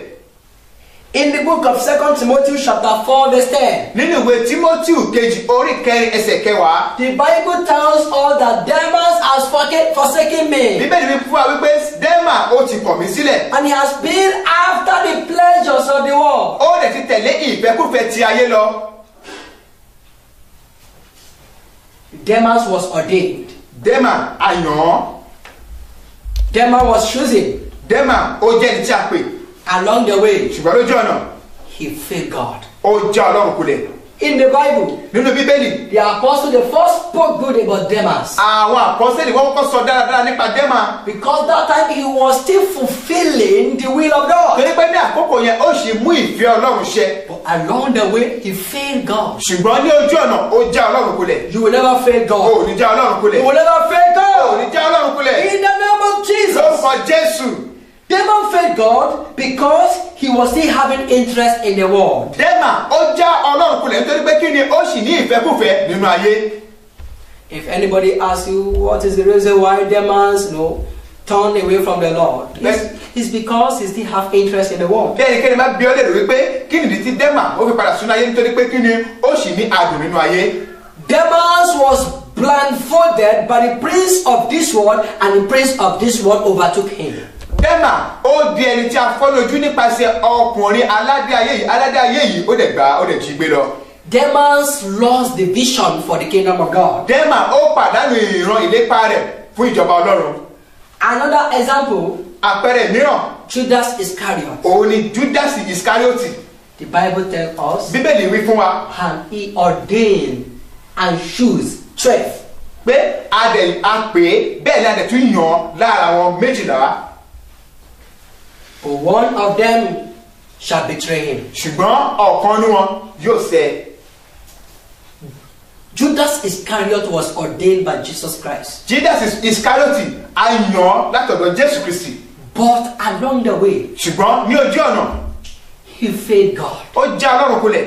He failed Jesus Christ. Ó já Jésù Kristi kulẹ̀. He betrayed him. Ó ṣẹ̀ Jésù.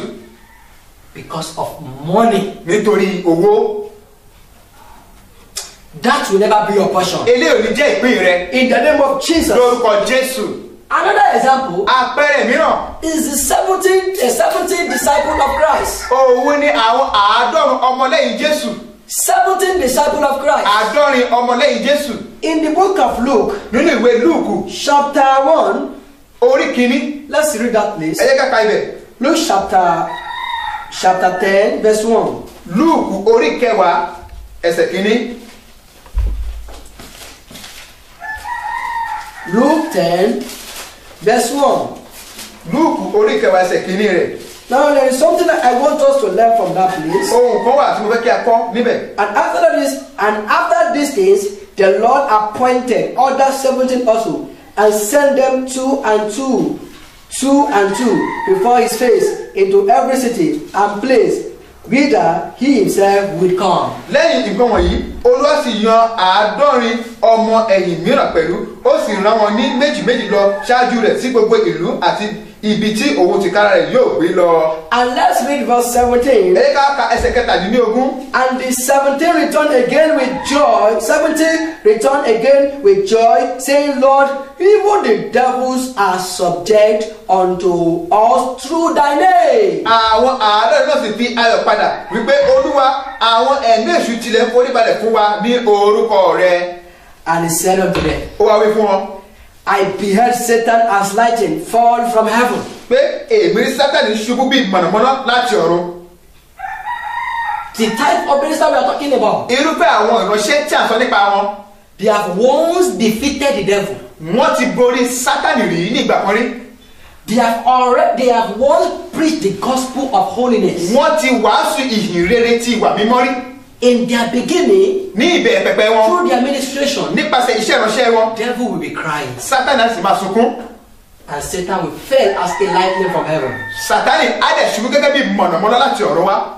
But in John, ṣùgbọ́n nínú ìwé Jòhánù, the account they gave about them was different entirely. Ọ̀rọ̀ tí wọ́n sọ nípa wọn ó jẹ́ ohun tó yàtọ̀ gedegbe. In the book of John chapter 6. Nínú ìwé Jòhánù orí 6.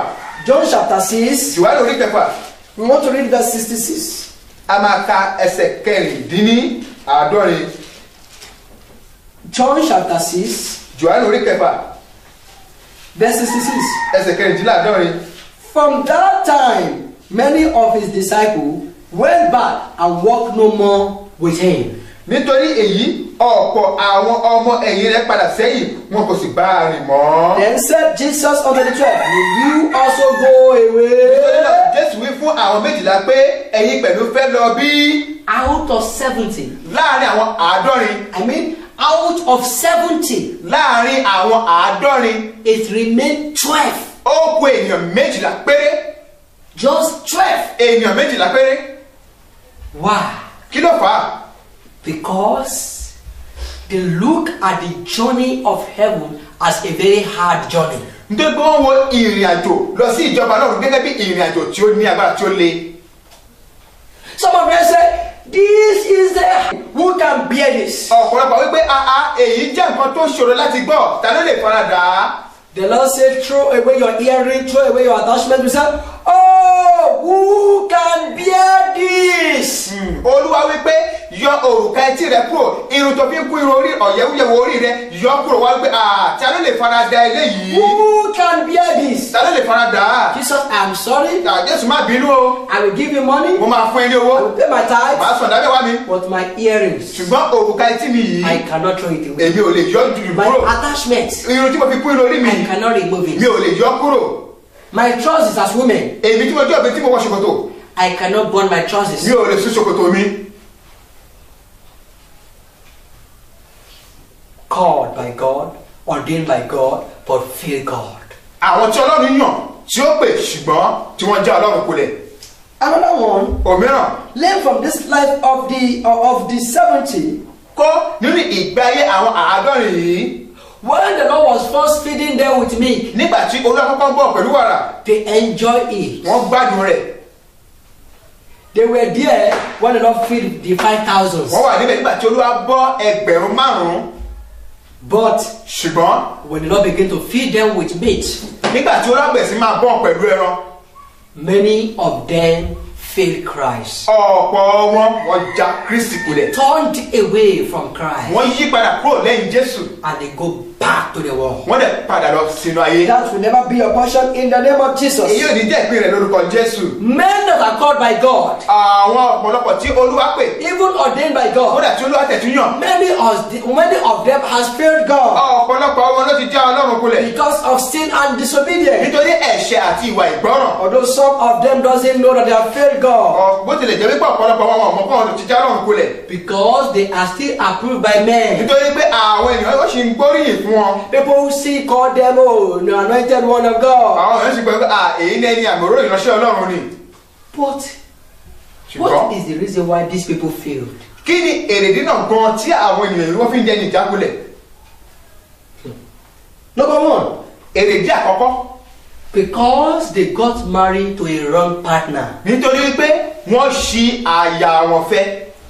They married wrong wife. Wọ́n ṣi ìyàwó fẹ́, wọ́n fẹ́ ìyàwó tí kìí ṣe títí wọn. They married devil as wife. Wọ́n gbé Sátánì gẹ́gẹ́ bí ìyàwó. They married agent of darkness as wife. Wọ́n gbé ìránṣẹ́ òkùnkùn ní ìyàwó. And because of this, Nítorí ìdí èyí, their anointing was derailed. ìfàmìróyàn wọn ò yàpá ọgbẹ́ kúrò.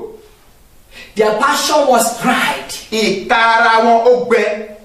Their zeal was dry. Ìtara àti káàánú wọn ó di gbígbẹ. But because they are already popular, Ṣùgbọ́n torí pé àwọn ni wọ́n jẹ́ ìlú mọ̀ọ́ká.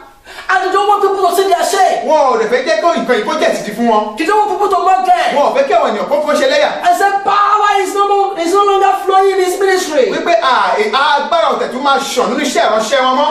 Anointing is no longer flowing in his ministry. Ìfàmìróyàn tún máa ṣàn nínú iṣẹ́ ìránṣẹ́ wọn mọ́. His words are no longer filled with power. Ọ̀rọ̀ rẹ̀ kò tẹ̀ tí wá kún fún agbára mọ́. Because of this, Nítorí ìdí èyí, some of them begin to enter into kingdom of darkness. ọ̀pọ̀lọpọ̀ wọn bẹ̀rẹ̀ sí ní máa wọnú ìjọba òkùnkùn lọ. So that they will have power. Kí wọ́n bá lè ní agbára. They still continue what their operation, Wọ́n ti tẹ̀sán nínú tí wọ́n wàásù lé lórí. but Ṣùgbọ́n they themselves knew that they had become servants of the devil. àwọn fúnra wọn mọ̀ wípé àwọn ti di ìránṣẹ́ èṣù. There are some people, Àwọn kan tiẹ̀ wà, they started with zeal, wọ́n bẹ̀rẹ̀ pẹ̀lú ìtara, with passion, pẹ̀lú ìkáàánú, with ardent love for Christ. pẹ̀lú ìfẹ́ tó yè koro fún Kristi. But along the way, Ṣùgbọ́n ní ojú ọ̀nà wọn, when they got married, nígbà tí wọ́n gbé aya, gotten married to the devil, túngbà tí wọ́n gbé èṣù ní ìyàwó, gotten married to marine agents, tí ngbà tí wọ́n gbé ọmọ omi ní ìyàwó, their life was manipulated. ayé wọn ó ní ìdìbàjẹ́. Their anointing, their calling was manipulated. Ìpè àti ìfàmìróyàn wọn ó ní ìdìbàjẹ́ nínú. Their ministry was manipulated. Iṣẹ́ ìránṣẹ́ wọn pẹ̀lú ó ní ìdìbàjẹ́. And now, Ní báyìí, they have lost focus for heaven. wọ́n ti wá pàdánù ìlépa fún ìjọba Ọlọ́run. You are not to mock them. O sí láti máa fi wọ́n rẹ́rìn máa fi wọ́n yọ̀ wọ́n. You are to pray for their revival. O ní láti gba àdúrà fún ìsọjí wọn. That is what the Lord wants from you. Èyí náà ni ohun gan tí Ọlọ́run fẹ́ láti ọ̀dọ̀ rẹ. Let him that thinketh is standeth take it lest he fall. Jẹ́ kẹ́ni tó lè rò pé òun dúró ṣọ́ra kí ó má bàa ṣubú. Number 2 reason Èrèdí ẹlẹ́kejì why some of the ministers failed God. tí ọ̀pọ̀lọpọ̀ àwọn ìránṣẹ́ Ọlọ́run wọ̀nyí wọ́n fi já Ọlọ́run kulẹ̀. Please, if you are hearing me, learn this. Jọ̀wọ́ tí o bá ń gbọ́ mi kọ́ eléyìí dáradára. So that you will not do the same mistake. Kí wọ́n pẹ̀lú àbá àṣerú àṣìṣe bẹ́ẹ̀ gẹ́lẹ́. Number 2. Ẹlẹ́kejì. Because of their relationship with politicians. Nítorí ìbásopọ̀ wọn ìbáṣe wọn pẹ̀lú àwọn olóṣèlú. Because of their relationship with the politician. Nítorí ìbáṣepọ̀ wọn pẹ̀lú àwọn olóṣèlú. The reason why many ministers of God fail God. Èrèdí náà kan tí ọ̀pọ̀lọpọ̀ wọn ṣẹ́ Ọlọ́run fi já Ọlọ́run kulẹ̀. Was because of their relationship with politicians. Òun ni pé torí pé ìbáṣepọ̀ wọn pẹ̀lú àwọn olóṣèlú. Why? Kí lè ló fà á? Because nítorí wípé the politician will give them big money. Àwọn olóṣèlú wọn máa fún ní owó ńláńlá. They give them millions. Wọ́n máa fún ní mílíọ̀nù. Blood money. Owó ẹ̀jẹ̀. And because of this, minister will be afraid to preach. Nítorí ìdí èyí ẹ̀rọ máa bá ọ̀ránṣẹ́ wọ̀nyí láti wàásù. Some of them. Ọ̀pọ̀ wọn. They even go to a politician house and sleep there. Wọ́n á tẹ̀ máa lọ sílé àwọn olóṣèlú láti máa sùn síbẹ̀. They do vigil there. Wọ́n ṣe ìṣọ́ru níbẹ̀. They do revival there. Wọ́n ṣe ìsọjí pẹ̀lú níbẹ̀. With one desire of making money from the pocket of that politician. Pẹ̀lú èròǹgbà kan péré wípé láti máa mú owó láti máa lówó gbà láti inú àpò olóṣèlú yìí. You are deceiving yourself. Ara rẹ ni ó tàn jẹ. If you are called and ordained by God and you make a friendship with politicians, you will fail God. Tí a bá pè ọ́ tí a sì yàn ọ́ láti ọ̀dọ̀ Ọlọ́run, ó wá ní ìbáṣepọ̀ pẹ̀lú àwọn olóṣèlú, ó máa já Ọlọ́run kulẹ̀. The politicians that are not ready even to give their life to Jesus Christ. Àwọn olóṣèlú tó ń pè wọ́n tẹ̀ tí ṣetán láti fi ayé wọn fún Jésù Kristi. They are not ready to surrender their life to Wọn ò Christ. ṣetán láti jọ̀wọ́ ayé wọn fún Kristi. All what they want is miracles, signs and wonders. Ohun gbogbo tí wọ́n fẹ́ràn ní iṣẹ́ àmì àti iṣẹ́ ìyanu. Some of them. Ọ̀pọ̀ wọn. Even position them in the church. Kódà wọ́n á tún máa fún wọn ní ipò nílé ìjọsìn. They choose a politician as deacon in the church. Wọ́n á máa yan olóṣèlú gẹ́gẹ́ bí díákónì nínú ìjọ. A politician that they already knew that he was rich through money ritual. Olóṣèlú tí wọ́n ti mọ̀ dájú wípé ó jẹ́ ọlọ́rọ̀ nípasẹ̀ ògùn owó tí ó ṣe. And yet, ministers of the gospel will make them as friends and even ordain them as deacon and elders in the church. You are on your way to hellfire. Kódà bẹ́ẹ̀ gẹ́gẹ́ ọ̀pọ̀lọpọ̀ ọ̀ránṣẹ́ ló wọ́n tún máa ń yàn gẹ́gẹ́ bí díákónì gẹ́gẹ́ bí àwọn ọ̀ránṣẹ́ olóṣèlú òṣìṣẹ́ nínú ìjọ ó wà ní ojú ọ̀nà rẹ̀ sí ọ̀run àpáàdì. Minister that walk in such way will fail God. Ìránṣẹ́ náà tó bá ń ṣiṣẹ́ nírúfẹ́ ọ̀nà báyìí ó máa já Ọlọ́run kulẹ̀. Number 3 reason why ministers of God fail God. Èrèdí kẹta tí àwọn ìránṣẹ́ náà fi ń já Ọlọ́run kulẹ̀. Love of money. Òun ni ìfẹ́ owó. Many ministers fail God. Ọ̀pọ̀ ìránṣẹ́ náà ló ti já Ọlọ́run kulẹ̀. Through the love of money. Nípasẹ̀ ìfẹ́ owó.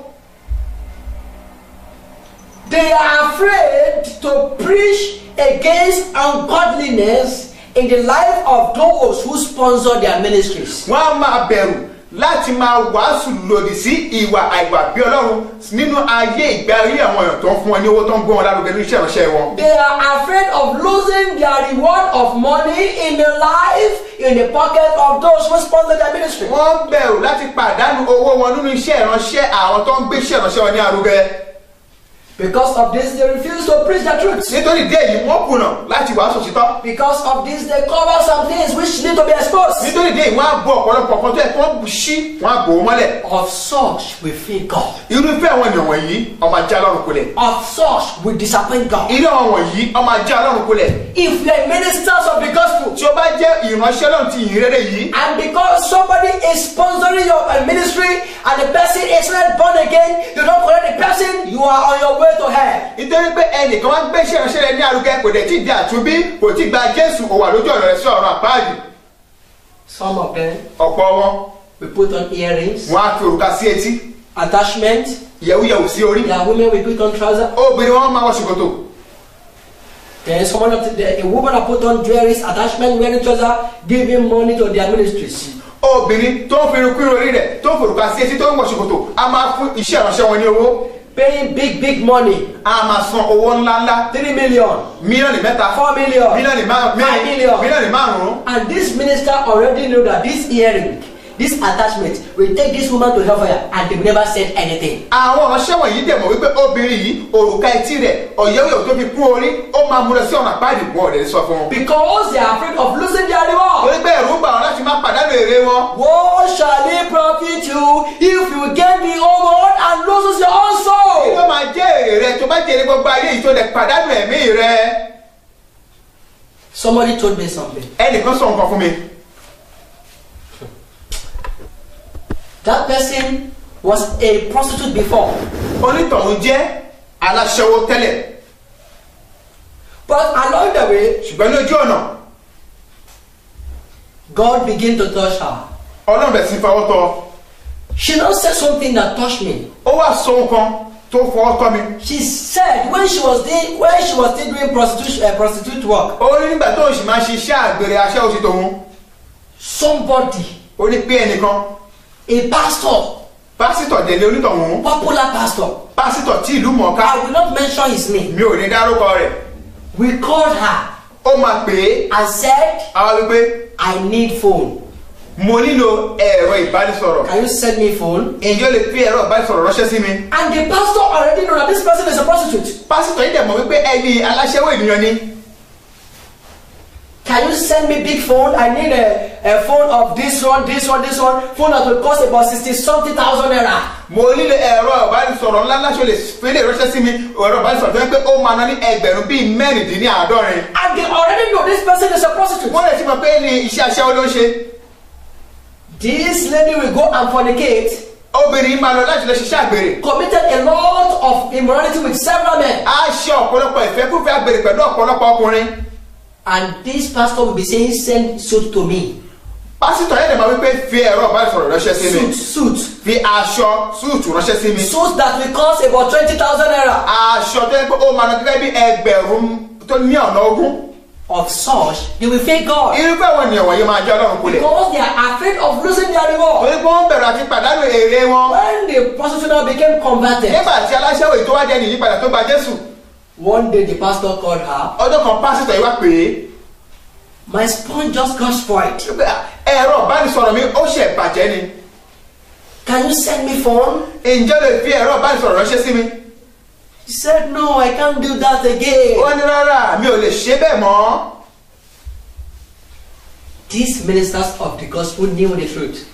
Ìránṣẹ́ ajíhìnrere yìí ó mọ òtítọ́. He doesn't preach prosperity message. Kò kí ń wàásù nípa ìbùkún o. He preached nothing but holiness, Ó máa ń wàásù gbogbo ìgbà nípa òtítọ́. rapture, Ìgbàsókè. heaven, Ìjọba Ọlọ́run. and hellfire. Àti ọ̀rọ̀ àpáàdì. But yet, Ṣùgbọ́n síbẹ̀ failing God indirectly. jíjá Ọlọ́run kulẹ̀ ní ọ̀nà ìmọ̀kọ́rọ́ yìí. Some of these ministers, they knew that some people do money ritual. Ọ̀pọ̀ ọ̀ránṣẹ́ wọ̀nyí wọ́n mọ̀ wípé àwọn kan tẹ̀ máa ń ṣe ògùn owó. And yet they refuse to rebuke them. Síbẹ̀ wọ́n kọ̀ láti bá wọn wí. Because they are afraid of losing their reward. Nítorí pé wọ́n bẹ̀rù láti pàdánù èrè wọn. If you are doing that, you have no portion in the kingdom of Tí God. o bá ń ṣe nǹkan wọ̀nyí o ní ìpín kankan ní ìjọba Ọlọ́run. Number 4 reason why ministers fail God. Èrèdí ẹlẹ́kẹ̀ẹ́ tí àwọn ìránṣẹ́ Ọlọ́run tó fi ń já Ọlọ́run kulẹ̀. Because of unconfessed sin. Nítorí ẹ̀ṣẹ̀ àìlè jẹ́wọ́. Because of unconfessed sin. Nítorí ẹ̀ṣẹ̀ àìlè jẹ́wọ́. This is the reason why some ministers failed to please God. Èrèdí náà gan tó ọ̀pọ̀lọpọ̀ ìránṣẹ́ náà fi kùnà láti máa tẹ́ Ọlọ́run lọ́rùn. The reason why many of them failed God Ọ̀pọ̀lọpọ̀ èrèdí tí ọ̀pọ̀lọpọ̀ fi ń já Ọlọ́run kulẹ̀. was because of their cover sin. Onítorí pé ẹ̀ṣẹ̀ tí wọ́n fọwọ́ bò mọ́lẹ̀. Some of them cheated their wife, Ọ̀pọ̀ àjẹ́ máa rí àwọn aya wọn jẹ. and they are afraid of confessing to their wife. Ẹ̀rù á ń bà wọ́n láti jẹ́wọ́ fún aya wọn. They continue living in immorality. Wọ́n máa tẹ̀síwájú láti máa gbé ìgbé ayé nínú ìfẹ́kúfẹ́ wọn. They continue living in adultery. Wọ́n máa bẹ̀rẹ̀ sí ní tẹ̀síwájú láti máa gbé nínú ìgbé ayé àgbèrè. But God's spirit has left them. Ṣùgbọ́n ẹ̀mí Ọlọ́run ó ti fi wọ́n sílẹ̀. But they still said, the Lord says. Ṣùgbọ́n wọ́n sì wípé Olúwa wípé When God said nothing. nígbà tí Olúwa kò sọ ohunkóhun. They are doing that because they don't want people to notice them. wọ́n ṣe èyí torí pé kí ni wọn ò fẹ́ kí àwọn ènìyàn kan ṣàwárí wọn kan ṣàkíyèsí wọn. The reason why some of them pretend to be real. èrèdí náà gan tó ọ̀pọ̀lọpọ̀ fi ń díbọ́ bíi pé wọ́n sì jọjú lówó. Because they don't want people to know what was going on. nítorí pé wọn ò fẹ́ kí àwọn ènìyàn mọ ohun tí ó ń lọ. They are afraid of losing their personality. wọ́n ń bẹ̀rù láti pàdánù ìgbé ayé wọn. They are afraid of losing the honoring of men. wọ́n ń bẹ̀rù láti pàdánù ìborí ìbọ̀wọ̀ àwọn ènìyàn tó máa fún wọn ní ọ̀wọ̀ wọ́n pàdánù wọn ò fẹ́ láti pàdánù ìbọ̀wọ̀ àwọn ènìyàn. The Bible say in the book of Proverbs chapter 28 verse 13. bíbélì sọ nínú ìwé òwe orí kejìdínlọ́gbọ̀n ẹsẹ̀ kẹtàlá rẹ̀. He that covereth his sin shall not prosper. pé ẹnikẹ́ni tó bá bo ẹ̀ṣẹ̀ rẹ̀ mọ́lẹ̀ kì yóò ṣe rere. If you are in that shoe, tí o bá wà nínú ojú ọ̀nà báyìí. go and confess. tètè lọ kí o dẹ̀ lọ jẹ́wọ́ rẹ̀. Cover sin is a pending agony. ẹ̀ṣẹ̀ bíbò mọ́lẹ̀ ó jẹ́ ìrora tó ń dúró dè ọ́. Repent from your cover sin. ronúpẹ̀rẹ̀ kó nínú ẹ̀ṣẹ̀ rẹ tó ń bò mọ́lẹ̀. Any sin that need to be confessed, go and confess them. ẹ̀ṣẹ̀kẹ́ṣẹ̀ tó nílò àti jẹ́wọ́ tètè lọ jẹ́wọ́ wọn. So that you will not be denied by God. kí ọlọ́run kó má bàa kọ̀ ọ́. Although you are still approved by men as a man of God. nítòótọ́ àwọn ènìyàn tẹ̀sí gbórí fún gẹ́gẹ́ bí ìránṣẹ́ ọlọ́run. You are still approved by men as a man of God. àwọn ènìyàn tẹ̀sí gbórí fún gẹ́gẹ́ bí ìránṣẹ́ ọlọ́run. But God has denied you. ṣùgbọ́n ọlọ́run ti kọ̀ ọ́. Because you have turned your back against the Lord. torí pé o ti kọ ìrẹ́ lòdì sí ọlọ́run. About 5 reasons why some of these ministers fail God. èrèdí ẹlẹ́ẹ̀kan tí ọ̀pọ̀lọpọ̀ ìránṣẹ́ wọ̀nyí tó fi já ọlọ́run kulẹ̀. Because of praise of men. nítorí ìgbóríyìn tí àwọn ènìyàn. People will be hailing them. àwọn ẹ̀ máa gbóríyìn fún wọn. When people begin to praise them, tó ìyẹn bá bẹ̀ sí máa gbóṣùbà wọn. they don't rebuke them. wọn kì í bá wọn wí. Instead, yálà èyí. they are very joyful. inú wa tẹ̀sí máa dùn. When people are clapping for them. àwọn èèyàn máa pàtẹ́wọ́ fún wọn. Oh, Pastor Michael, Pastor Michael, Pastor Michael, Pastor Joshua, Pastor Joshua, Pastor Joshua, Pastor Joseph. They are dancing. They are rejoicing because of that. wọ́n máa gbórí fún ìgbà tó bá gbọ́ pé pásítọ̀ báyìí inú àwọn máa dùn wọ́n máa gbórí inú àdẹ̀ máa dùn fún wọn. Instead of them to sit down and think deep if they are really approved by God. èyí tí wọ́n kọ́ fi jókòó wọ́n dẹ̀ ronú jinlẹ̀ tó bá yẹ pé ọlọ́run fúnra rẹ̀ ó ti ẹ̀yàn wọ́n. If they refuse to rebuke the praise of men, they will start their journey of failing God. tí wọ́n bá kùnà láti máa kọ ìgbóríyìn àwọn ènìyàn wọ́n á bẹ̀rẹ̀ ìrìnàjò wọn láti lè já ọlọ́run The kulẹ̀. same thing happened in the days of the apostles. ìsọ̀kan náà bẹ́ẹ̀ ṣẹlẹ̀ ní ìgbà ayé àwọn àpọ́stélì. Some are screaming, I am of apostles. àwọn kan wípé èmi jẹ́ ti àwọn àpọ́stélì. Some are saying, I am of àwọn Apollos. kan wípé mo jẹ́ ti àpólò. But those two men, ṣùgbọ́n àwọn ọ̀rọ̀ṣẹ́ méjì they yìí have the spirit of Christ. wọ́n ní ẹ̀mí ti Kristi. They are in Christ. wọ́n wà nínú Kristi. They have not allowed pride to enter them. wọ́n ti fàyè gba ìgbéraga láti wọnú wọn. They don't capitalize on the praise of men. wọn ò tiẹ̀ jókòó lórí ìgbóríyìn àwọn ènìyàn. I want us to read that book. wẹ́ẹ̀ka ká ibẹ̀. The book of 1 Corinthians chapter 3 verse 4 to 8. nínú ìwé Kọ́ríńtì kìíní orí kẹta ẹsẹ̀ kẹrin sí kẹjọ rẹ̀. 1 Corinthians chapter 3 verse 4 to 8. Kọ́ríńtì kìíní orí kẹta ẹsẹ̀ kẹrin sí kẹjọ. Now the Bible says, for why one say I am of Paul and another I am of Apollos, are ye not carnal? nítorí nígbà náà ni ẹnìkan wí pé èmi ni ti Pọ́ọ̀lù tí ẹlòmíràn sì wí pé èmi ni ti Àpólò ẹ̀yin kò há ṣe ènìyàn bí? Who then is Paul and who is Apollo? For ministers by whom ye believe, even as the Lord gave to every man. Kí ni Pọ́ọ̀lù kí ni Àpólò ha jẹ́? Kí ni Pọ́ọ̀lù sì jẹ́ bí kò ṣe àwọn ìránṣẹ́ nípasẹ̀ ẹni tí ẹ̀yin ti gbàgbọ́ àti olúkúlùkù gẹ́gẹ́ bí Olúwa ti fún un. I have planted, Apollos watered, but God gave the increase. Èmi gbìn Àpólò bomirin ṣùgbọ́n Ọlọ́run ní mú ìbísí wá. So then neither is he that planted anything, neither he that watered, but God that giveth the increase. Ṣùgbọ́n ǹjẹ́ kì í ṣe ẹni tí ń gbìn kankan bẹ́ẹ̀ ni kì í ṣe ẹni tí ń bomirin bí kò ṣe Ọlọ́run tó mú ìbísí wá.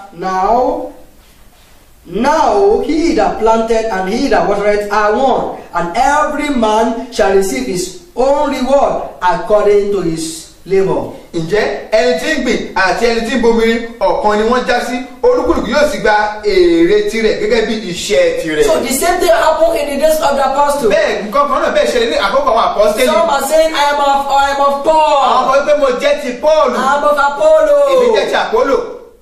But Paul rebuked them. Ṣùgbọ́n Pọ́ọ̀lù ò bá wọn wí. He humbled himself. Ó rẹ ara rẹ̀ sílẹ̀. But in this generation, Ṣùgbọ́n nínú ìrántí àwa yìí, People don't rebuke people when they are praising them. Àwọn ènìyàn tẹ̀lé. Men of God doesn't rebuke people when they are praising them. Àwọn ọ̀rọ̀ṣẹ́ náà wọn kì í bá àwọn ènìyàn wí nígbà tí àwọn ènìyàn bá ń gbóríyìn fún wọn. Instead of that, they will be waving. Èyí tẹ́ kọ́ fi ṣe bẹ́ẹ̀ wọ́n máa juwọ́.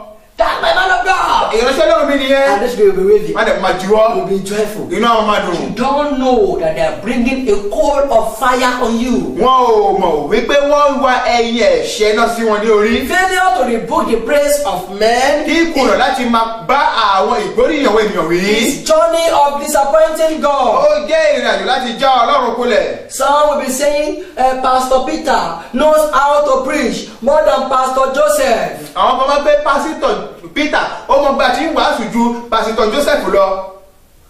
And the person they are giving good report about. Ẹni náà tí wọ́n sọ ọ̀rọ̀ dáadáa nípa rẹ̀. Will not rebuke them. Kò ní bá wọn wí.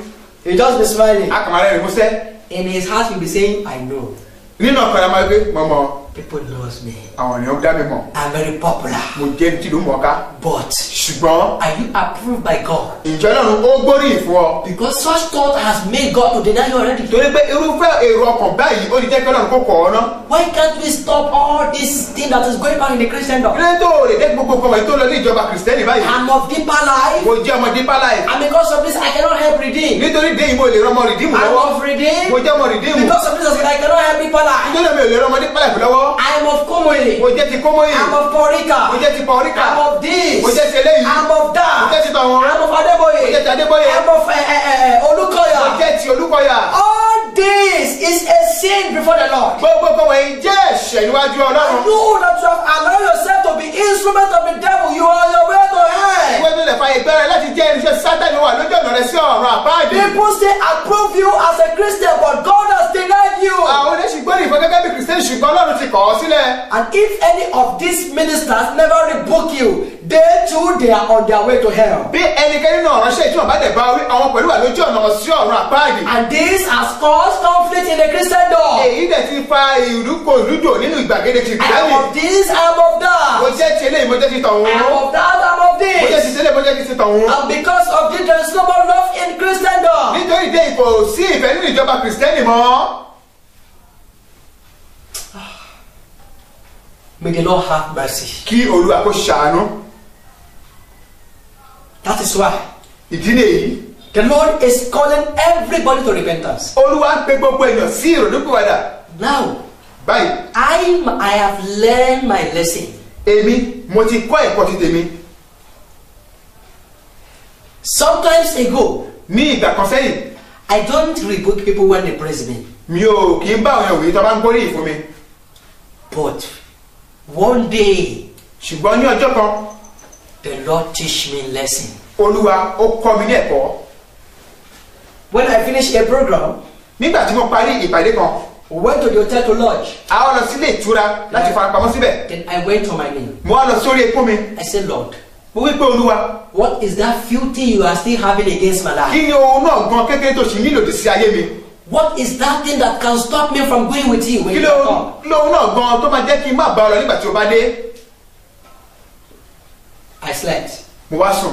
Then in a vision, Nínú ìran, I saw myself coming from a very big program. mo rẹ́ra mi mò ń bọ̀ láti ìpàdé ńlá kan. There was miracle and signs and wonders. Iṣẹ́ àmàdíṣẹ́ ìyanu dẹ̀ ṣẹlẹ̀ níbẹ̀. Many people gave their life to Jesus Christ. Ọ̀gọ̀rọ̀ èèyàn ló fẹ́ràn fún Jésù Kristi. There was outpouring of the Holy Ghost. Ìtúsílẹ̀ mi mọ́ ń bẹ níjọ́ náà. So when I left the meeting in that dream, Nígbà tí máa fi ìpàdé sílẹ̀ nínú àlá yìí, I was working with another man of God. mo bá ìránṣẹ́ Ọlọ́run mìíràn rìn. So we were just working together. Àwa jọ rìn papọ̀ We lọ. were going. Àjọ ń lọ. And that man of God was elderly man. Ìránṣẹ́ Ọlọ́run ó dẹ̀ jẹ́ àgbàlagbà ìránṣẹ́ Ọlọ́run. And he began to say, Wọ́n bẹ̀ sí wípé, Brother Emmanuel, arákùnrin Emmanuel, God is using you. Ọlọ́run ń lò yín o. Don't you see what God did through you in that program? Ṣé òun tí Ọlọ́run ti pàṣẹ ń ṣe nínú ìpàdé yìí ni? Then I heard a voice Mo wá gbọ́ ohùn kan. saying, Ó wí pé, rebuke him, bá a wí, rebuke him. tètè bá a wí. But I said in myself, Mo á sọ nínú ara mi. this man is an elderly man of God. Ẹni yìí ó jẹ́ ìránṣẹ́ Ọlọ́run àgbàlagbà. If I rebuke him, it will be like insult. Tí bá bá wí, ó máa dàbí pé àbùkù ni. All of a sudden, Ní ojú kan náà, I saw the angels of God. mo rí àwọn áńgẹ́lì Ọlọ́run. They appear at the four corners of heaven Wọ́n farahàn ní orígun mẹ́rin ti ọ̀run. with a very long trumpet in their hand. Pẹ̀lú ìró ìpè tó gùn jọjọ ní ọwọ́ wọn. Their garment was like a color of sky blue. Aṣọ ọ̀gbun àwọn dàbí àwọ̀ búlù. Then all of a sudden, lójú kan náà they blew their trumpets. wọ́n fún ìpẹ́wọ́ wọn. I saw how people were catching up. mo rí bí àwọn èèyàn ṣe ń fò lọ sí òkè ọ̀run. I saw how people was being received up to meet Jesus. mo rí bá a ṣe ń gba àwọn èèyàn lọ sí òkè láti pàdé Jésù. People, they were raptured. àwọn èèyàn ń bá ìgbàsókè lọ. And I was left behind. èmi dẹ̀ ṣẹ́kù sílẹ̀. Because I refused to rebuke that man that was praising me. nítorí pé mo kùnà láti bá ọkùnrin tó ń yìn mí yìí mo kọ̀ láti bá wí. I began to jump. mo bẹ̀rẹ̀ sí ní máa fò. I began to mo jump. bẹ̀rẹ̀ sí ní máa fò. If I be able to go and meet bí mo Jesus. bá lè ní àǹfààní láti lọ bá Jésù. But it was too late for ṣùgbọ́n ó me. ti pẹ́ jù fún mi. I jumped until I jumped on the bed. mo fò títí mo fò lórí ibùsùn mi. I began to mo cry. bẹ̀rẹ̀ sí máa sunkún. Lord, I am sorry. Olúwa mo bẹ̀bẹ̀ má bínú. You know I have been trying my best ó mọ̀ wípé mo ti ń sa ipá mi to make sure I don't receive the praise of men. láti rí i dájú pé mi ò gba ìgbóríyìn àwọn ènìyàn. I am sorry. ṣùgbọ́n má bínú. And the story finished there. ìtàn ìkó parí síbẹ̀. If you too, as a minister of God, bí wọ́n pẹ̀lú gẹ́gẹ́ bí ìránṣẹ́ Ọlọ́run. you still allow people to praise you. ó sì ń fàyè gba àwọn ènìyàn láti máa gbóríyìn fún ọ. You accept that. ó fàyè gbà á. You don't rebuke it. ó ò bá rí. It's a spot on your garment. ó jẹ́ àbàwọ́n ní ara aṣọ rẹ. And such has made many ministers to fail God. irú nǹkan yìí ó dẹ̀ ti mú kí ọ̀pọ̀lọpọ̀ ìránṣẹ́ Ọlọ́run já Ọlọ́run kulẹ̀. Because when they are praising you, pride will enter you. nítorí pé tó bá ń gbóríyìn fún ìgbéraga máa wọnú rẹ. Another thing that make ministers to fail God ohun mìíràn tó máa mú kí àwọn ìránṣẹ́ Ọlọ́run kan máa já Ọlọ́run kulẹ̀. is friendship with ungodly friend. òun ni bíbá àwọn ọ̀rẹ́ aláìní Jésù Kristi aláìwà bí Ọlọ́run bíbá wọn dọ́rẹ̀ ẹ́. Friendship with ungodly friend. bíbá àwọn ọ̀rẹ́ aláìwà bí Ọlọ́run dọ́rẹ̀ ẹ́. Some of these have no friendship with ungodly person. ọ̀pọ̀ àwọn wọ̀nyí wọ́n máa bá àwọn aláìwà bí Ọlọ́run wọ́n máa bá wọn dọ́rẹ̀ ẹ́. Some servants of God have friendship with ungodly pastor. ọ̀pọ̀lọpọ̀ ránṣẹ́ Ọlọ́run máa bá àwọn pásítọ̀ tí wọ́n wà bí Ọlọ́run wọ́n máa bá wọn dọ́rẹ̀ ẹ́. They still allow demonic pastor to come and preach on their altar. wọ́n á máa fa ìgbà pásítọ̀ ẹlẹ́gbẹ̀ẹ́ òkùnkùn láti wá wàásù lórí pẹpẹ wọn. They still allow worldly pastor to come and preach on their wọ́n á altar. sì máa fa pásítọ̀ ẹni ayé láti máa wàásù lórí pẹpẹ wọn. And along the way, this ungodly friend will begin to give them advice. lójú ọ̀nà àwọn aláìwà bí Ọlọ́run ọ̀rẹ́ wọn yìí wọ́n máa bẹ̀rẹ̀ sí máa fún wọn ní ìmọ̀ràn. I want to tell you something. mo sọ nǹkan fún ọ. I know a man. mo mọ ọkùnrin kan. The man is very powerful. ọkùnrin náà gbà púpọ̀. If he just give you little charm, tó bá gbọdọ̀ fẹ́ lóògùn kékeré kan. miracles and signs and wonders will begin to happen in your ministry. iṣẹ́ àmì àṣẹ ẹnu abẹ́sí máa ṣẹlẹ̀ ní iṣẹ́ ìránṣẹ́ rẹ. And because of this, nítorí dé yìí. many of these ministers, they went after their ungodly friend. ọ̀pọ̀ àwọn ìránṣẹ́ wọ̀nyí wọ́n máa tẹ̀lé àwọn ọ̀rẹ́ wọn aláìwà bí Ọlọ́run kiri lẹ́yìn. That very day, they start their journey of failing God. ní ọjọ́ náà gan wọ́n ti bẹ̀ iṣẹ́ ìránṣẹ́ wọn ìlépa wọn ìrìnàjò wọn láti já Ọlọ́run kulẹ̀. That is why you will see some ministers, ìdí ni ọmọ adé àwọn ìránṣẹ́ Ọlọ́run míì after their death, lẹ́yìn ikú wọn. it is ogboni people that will come to bury them. ó máa jẹ́ àwọn cultists ló máa sin òkú wọn. It is the cultist people that will come to bury them. ó máa jẹ́ àwọn ògbóni àwọn ẹlẹ́gbẹ̀ẹ́ kòkòrò tó á sin òkú wọn. Look at this man, Ak Idauza. ẹ jẹ́ ká wọ ọkùnrin Ìdáhùsà. Very powerful and popular. ẹni tó ìlú mọ̀ọ́ká tó lè ní agbára. Ordained and chosen. ẹni tí a yàn sí àjẹsùn pé. After his death, lẹ́yìn ikú rẹ̀. it is the cultist people that came to bury him. àwọn ẹlẹ́gbẹ̀ẹ́ kòkòrò á sin òkú rẹ̀. What about some ministers? àwọn ìránṣẹ́ náà bẹ́ẹ̀ kọ́. That the cultist people will say, no, this is our members, we are the one that is going to bury him. tán àwọn ògbóni ẹlẹ́gbẹ̀ẹ́ kòkòrò wípé ara wa lélẹ́yìn àwọn akọ̀wọ́ la máa sin òkú rẹ̀. Do you think they will be in heaven? ìyẹn lè fún wa níjọba Ọlọ́run ni. They have failed God. wọ́n ti já Ọlọ́run kulẹ̀. And they have failed their generation. wọ́n lè ti já ìran pẹ̀lú kulẹ̀. If you are like that, tí o bá jẹ́ ènìyàn bẹ́ẹ̀. repent today ronúpìwàdà lónìí. and the Lord will save you. Olúwa yóò sì gbà ọ́.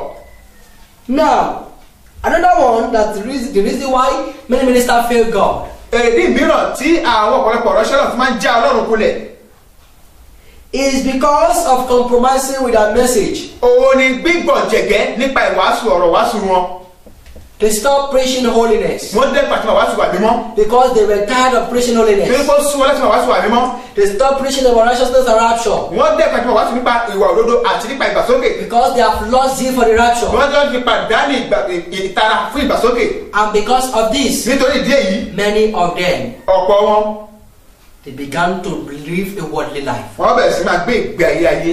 Now we go to the third type of minister that we have. Wà á fẹ́ lọ sí ìpele kẹta irúfẹ́ àwọn ìránṣẹ́ náà tí a ní. Ministers that are busy working but guilty before God.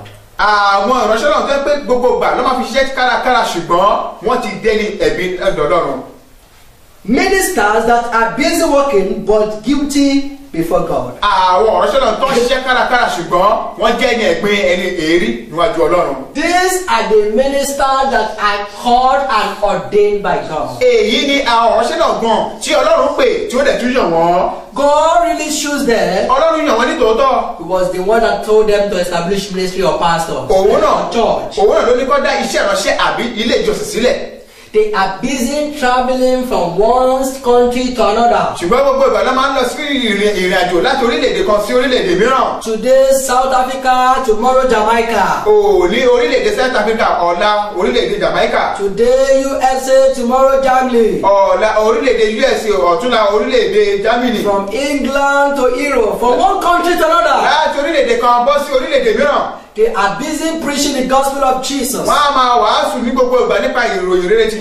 But yet their name is out of the book of life. Ṣùgbọ́n síbẹ̀ orúkọ wọn ti kúrò nínú ìwé yìí. Wow! Kí ló fà á gan? They are busy. Wọ́n ti ṣiṣẹ́ kárakára It works. pẹ̀lú iṣẹ́. Yet Síbẹ̀ signs and wonders begin to happen. iṣẹ́ ìránṣẹ́ ìyanu ó bẹ̀rẹ̀ sí máa ṣẹlẹ̀. Signs and wonders continue in their ministries. Iṣẹ́ ìránṣẹ́ ìyanu ó tẹ̀síwájú ní iṣẹ́ ìránṣẹ́ wọn. People receiving their miracle and healing. Àwọn náà ń gba ìwòsàn àti iṣẹ́ ìyanu wọn. But yet Bọ̀ síbẹ̀ their name orúkọ wọn was out of the book of life. ó ti kúrò nínú ìwé yìí. They still preach holiness. Wọ́n ti ń wàásù wà mímọ́. They still preach truth. Wọ́n ti ń wàásù òtítọ́. But yet Bọ̀ síbẹ̀ they were denied by God. Ọlọ́run ó ti kọ̀ wọ́n ti sẹ́ wọn. People are saying good thing about them. Àwọn ènìyàn sọ tó dáa nípa wọn. Oh, other pastor has compromised. Àwọn pásítọ̀ tó kù ti gbọ́ gẹ́gẹ́. But this one is still standing. Ṣùgbọ́n lè ó ṣì dúró. Many ministers have failed God. Ọ̀pọ̀lọpọ̀ ránṣẹ́ lórí ti jẹ́ lọ́rùn kulẹ̀. Oh, but this one is still standing. Ṣùgbọ́n lè ó ṣì dúró. These are put by men. Àwọn wọ̀nyí wọ́n jẹ́ wọn tí ènìyàn ń gbórí ìfún tí wọ́n dá wọn. But majority of them are denied by God. Ṣùgbọ́n ọ̀pọ̀lọpọ̀ ọmọ náà ti kọ̀ sílẹ̀. In the book of Isaiah chapter 52, nínú ìwé Àìsáyà oríkejìléní àádọ́ta ẹsẹ̀ kọkànlá rẹ̀. the Bible says, "Touch not unclean things, ye that bear the mercies of the Lord." Bíbélì ni pé èyí tẹ́ ń gbé ohun èlò Olúwa ẹ má ṣe fọwọ́ kan wa ìmọ̀. I'm going to tell you two reasons why these people are busy working, but they are guilty before God. Màá sọ fún èrèdí méjì náà gan tí àwọn ènìyàn fi ń ṣiṣẹ́ kárakára gbogbo ìgbà ṣùgbọ́n wọ́n ti dẹni ẹ̀bí náà dọ̀ Ọlọ́run. Number one, Èrèdí àkọ́kọ́. they have compromised in their personal relationship with God. Wọ́n ti gbọ̀jẹ̀gẹ́ nínú ìgbé ayé àwọn àti Ọlọ́run wọn. They have compromised in their personal relationship with Christ. Wọ́n ti gbọ̀jẹ̀gẹ́ ìbásopọ̀ àwọn tó ń bẹ láàrin àwọn àti Ọlọ́run. They are busy feeding the sheep, Wọ́n gbogbo ìgbà ni wọ́n bọ́ àwọn agbo wọn. but refuse to be filled by the great shepherd. Ṣùgbọ́n wọ́n kùnà láti di ẹni tí à ń bọ́ láti ọ̀dọ̀ olùṣègùtàn àgbáni. They travel a lot, Wọ́n á máa rìnrìn àjò púpọ̀ ṣe wù wọ́n. but doesn't have time for their daily devotional life. Ṣùgbọ́n wọn ò ní àkókò fún ìgbé ayé ojoojúmọ́ wọn. They travel a Wọ́n lot, máa rìnrìn àjò bó ṣe wù wọ́n. but doesn't have time for God, Ṣùgbọ́n wọn ò ní àkókò fún Ọlọ́run for their personal life. fún ìgbé ayé titi wọn fúnra They wọn. travel a Wọ́n máa lot, wá rìnrìn àjò bó ṣe wù wọ́n. and yet Ṣùgbọ́n síbẹ̀ they are not pleasing God in their privacy. wọn ò wọn Ọlọ́run ọ̀tẹ́ lọ́rùn ní ìgbé ayé ìkọ̀kọ̀ wọn. Of such, Christ is crying on behalf of their life. Orí fẹ́ àwọn ènìyàn wọ̀nyí Kristi sunkún lórí ayé wọn. Number two reason why they are busy working but guilty before God. Èrèdí kejì tí wọ́n fi ń ṣiṣẹ́ kárakára ṣùgbọ́n tí wọ́n ti di ẹni ẹ̀bí náà dọ̀ Ọlọ́run. Hatred against fellow ministers of God. Òun náà ni ìkórìíra lòdì sí ìránṣẹ́ Ọlọ́run ẹgbẹ́ wọn. Hatred against fellow ministers. Ìkórìíra lòdì sí ìránṣẹ́ Ọlọ́run tó jẹ́ ẹgbẹ́ wọn. Many ministers still preach the truth. Ọ̀pọ̀lọpọ̀ ránṣẹ́ Ọlọ́run ló sì wàásù òtítọ́. They still preach holiness. Wọ́n sì wàásù ìwà mímọ́. They preach righteousness. Wọ́n wàásù ìwà òdodo. They preach about heaven. Wọ́n wàásù nípa ìjọba Ọlọ́run. They preach about hell. Wọ́n wàásù nípa ọ̀run àpáàdì. They preach truth. Wọ́n wàásù òtítọ́. But yet Ṣùgbọ́n síbẹ̀ they are guilty before God. Wọ́n ti jẹ́ ẹ̀bi nínú Ọlọ́run. Because of the hatred in their life. Nítorí ìwà ìkórìíra nínú ayé wọn. Hatred against their fellow ministers. Ìkórìíra lòdì sí ìránṣẹ́ Ọlọ́run ẹlẹgbẹ́ wọn. They hate their fellow minister in their heart. Wọ́n kórìíra ìránṣẹ́ Ọlọ́run ẹgbẹ́ wọn nínú ọkàn wọn. Whenever they hear the name of that minister, Ìgbàkigbà tó bá gbọ́ orúkọ ìránṣẹ́ Ọlọ́run yìí, they begin to think everything about such person. wọ́n bẹ̀rẹ̀ sí máa ro èrò búburú lòdì sí irú ènìyàn bẹ́ẹ̀. Whenever they have about minister, Nígbàkigbà tó bá gbọ́ nípa ìránṣẹ́ Ọlọ́run yìí, they will begin to say all kinds of things concerning the minister. wọ́n bẹ̀rẹ̀ sí máa sọ onírúurú ọ̀rọ̀ lòdì sí ìránṣẹ́ Ọlọ́run ẹgbẹ́ wọn yìí. And hatred in your life is a crack on your wall. Ìkórìíra nínú ayé rẹ ó dẹ̀ jẹ́ ohun ìdìbàjẹ́ nínú iṣẹ́ rẹ. It's a crack on your wall. Ó jẹ́ ohun ìdìbàjẹ́ nínú iṣẹ́ rẹ. Hatred. Ìkórìíra. Where is that one? Tàlẹ́ ní ọ̀gán. Although you don't say that with your mouth, Nítòótọ́ o sọ ní ẹnu. you are saying that in your heart. O sọ nínú ọkàn rẹ. When you heard about the person, you will be angry in your heart. Tó bá gbọ́ nípa ẹni náà, iná máa bí ẹ nínú ọkàn. You even wish that the person should be seen in hellfire. Wàá tẹ̀sí fẹ́ gbé irú ènìyàn bẹ́ẹ̀ ká tẹ̀ máa lọ́rùn àpáàdì. Why are you doing all these things? Kí ló fà á tó fi ṣe gbogbo nǹkan wọ̀nyí? This is a crack on your wall that can stop you from going with the Lord. Èyí jẹ́ ohun ìdìbàjẹ́ nínú iṣẹ́ rẹ tó máa ń jẹ́ kí o má bá Olúwa lọ. Oh, they still look nice before men. Nítòótọ́ wọ́n sì jẹ́ ẹni tó sì ṣe é wò lójú níwájú àwọn ènìyàn. Okay before men. Wọ́n sì ṣe é wò dáradára lójú àwọn ènìyàn. But they have been denied by Christ. Ṣùgbọ́n Kristi ó ti kọ̀ wọ́n sílẹ̀. They have love on their face. Wọ́n ní ìfẹ́ ní ojú wọn báyìí. But hatred in their heart. Ṣùgbọ́n ìkórìíra nínú ọkàn. They have humbleness and gentleness in their face. Wọ́n ní ìwà ìrẹ̀lẹ̀ àti ìwà ìtúbà ní ojú wọn. But pride and hatred in their heart. Ṣùgbọ́n ìkórìíra àti ìgbéraga ń bẹ nínú ọkàn wọn. Pride and hatred is burning in their heart. Ìkórìíra àti ìgbéraga ń jó bí iná nínú ọkàn wọn. This is a crack on your wall. Èyí jẹ́ ohun ìdìbàjẹ́ nínú iṣẹ́ rẹ. It's a crack on your. It's a spot on your garment. Ó jẹ́ ohun àbàwọ́n ní ara aṣọ rẹ. Although you still preach the truth. Ó lè jẹ́ pé oṣù wàásù òtítọ́. Although you still preach Ó lè holiness. jẹ́ pé oṣù wàásù wà mímọ́. But that hatred will never allow you to enter the kingdom of God. Ṣùgbọ́n ìwà ìkórìíra kò ní lè fàyè gbà ọ́ láti wọnú ìjọba Ọlọ́run. People still know you and approve you as a real servant of God. Àwọn ọ̀rẹ́ sì mọ̀ wọ́n lè sì dá mọ̀ wọ́n lè sì gbórí ìfọ́ gẹ́gẹ́ bí ìránṣẹ́ Ọlọ́run tòótọ́. But you are denied by God. Ṣùgbọ́n Ọlọ́run ti kọ̀ wọ́n sílẹ̀. We are going to second point. A lọ sí kókó kejì. Second point. Kókó kejì. Yeah, you know that second point. I'm going to read it out so you'll be able to know what we are talking about. Kókó kejì yẹn mo máa kà síta kó lè bá lè mọ ohun tí a sọ nípa rẹ̀. Ministries that are recognized by God but denied by God. They are ministries that are approved by men but denied by God. Àwọn iṣẹ́ ìránṣẹ́ tí àwọn ènìyàn gbóríyìn fún ṣùgbọ́n tí Ọlọ́run ti kọ̀ sílẹ̀. There are many ministries that people are clapping for. Ọ̀pọ̀lọpọ̀ iṣẹ́ ìránṣẹ́ ni àwọn ènìyàn tẹ̀ ń pàtẹ́wọ́ fún. There are many ministries that people are hailing. Ọ̀pọ̀lọpọ̀ iṣẹ́ ìránṣẹ́ ni àwọn ènìyàn gbóríyìn fún. People approve them. Àwọn ènìyàn wọ́n gbóríyìn fún wọn. But they are denied by God. Ṣùgbọ́n Ọlọ́run ti kọ̀ wọ́n sílẹ̀. They are not recognized by God. Ọlọ́run ti ẹ̀dá wọn mọ̀ rárá. Why?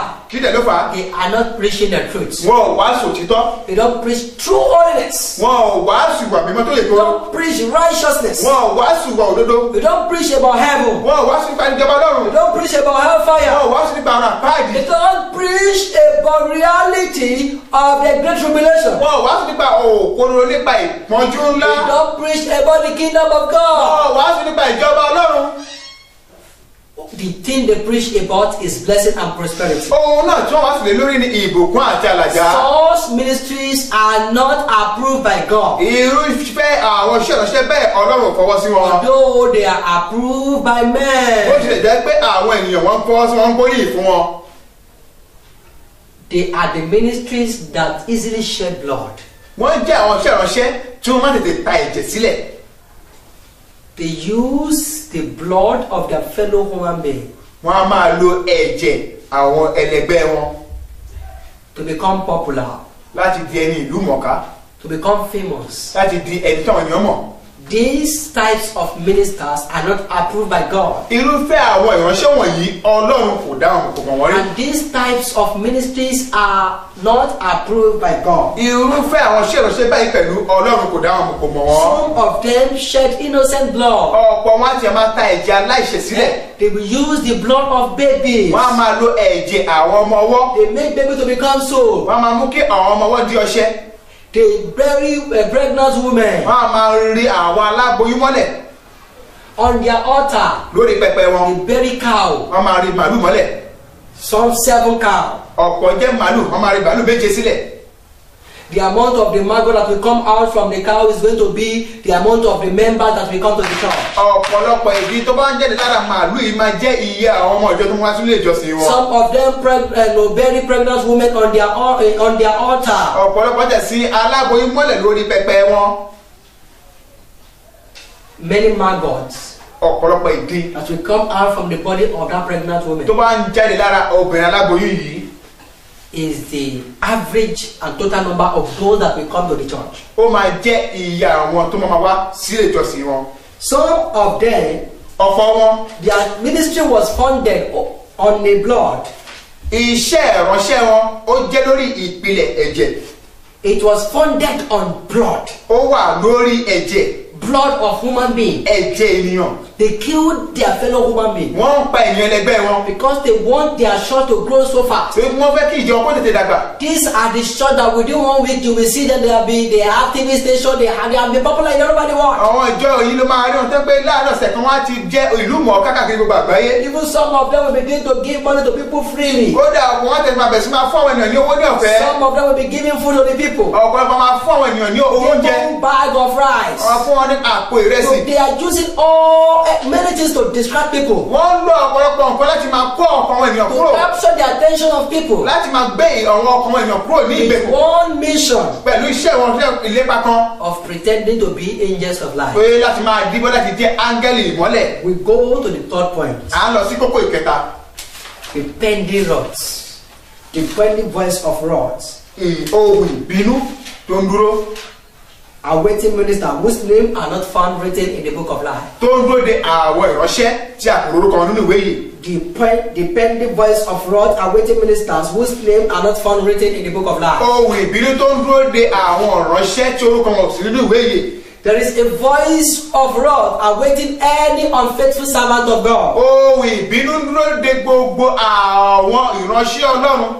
On that day of judgment. Ní ọjọ́ ìdájọ́ náà gan. Many shall confess themselves as a real man of God. Ọ̀pọ̀ á jẹ́wọ́ náà gẹ́gẹ́ bí ìránṣẹ́ lọ́wọ́ ojúlówó. Many of them shall confess themselves as a real servant of God. Ọ̀pọ̀ á pé wọn gẹ́gẹ́ bí ìránṣẹ́ lọ́run tòótọ́. But the Lord shall deny them. Ṣùgbọ́n Olúwa yóò kọ̀ wọ́n yóò sẹ́ wọn. Matthew 7 verse 22 to 23. Mátíù orí keje ẹsẹ̀ kejìlélógún àti kẹtàlélógún rẹ̀. Matthew 7 verse 22 to 23. Mátíù orí keje ẹsẹ̀ kejìlélógún àti The Bible kẹtàlélógún. tells us that in that day many will say, Lord, Lord, have we not prophesied in their name? Ìbéèrè ikú àwípé lẹ́dẹ̀ lọ́pọ̀lọpọ̀ àwípé Olúwa ǹjẹ́ àkọ́kọ́ sọ tẹ́lẹ̀ lórúkọ rẹ bí? But the Lord will say, I know you not. Ṣùgbọ́n Olúwa wípé mi ò mọ̀ yín rí. On that day of judgment. Ní ọjọ́ ìdájọ́ náà gan. You shall stand before the judgment seat of Christ. Nígbà tó bá máa dúró lẹ́yìn ìtẹ́ ìdájọ́ ti Kristi. Many will say, Lord, but I travel a lot. Ọ̀pọ̀lọpọ̀ ṣùgbọ́n Olúwa ọ̀pọ̀lọpọ̀ gbà mo máa rìnrìn àjò.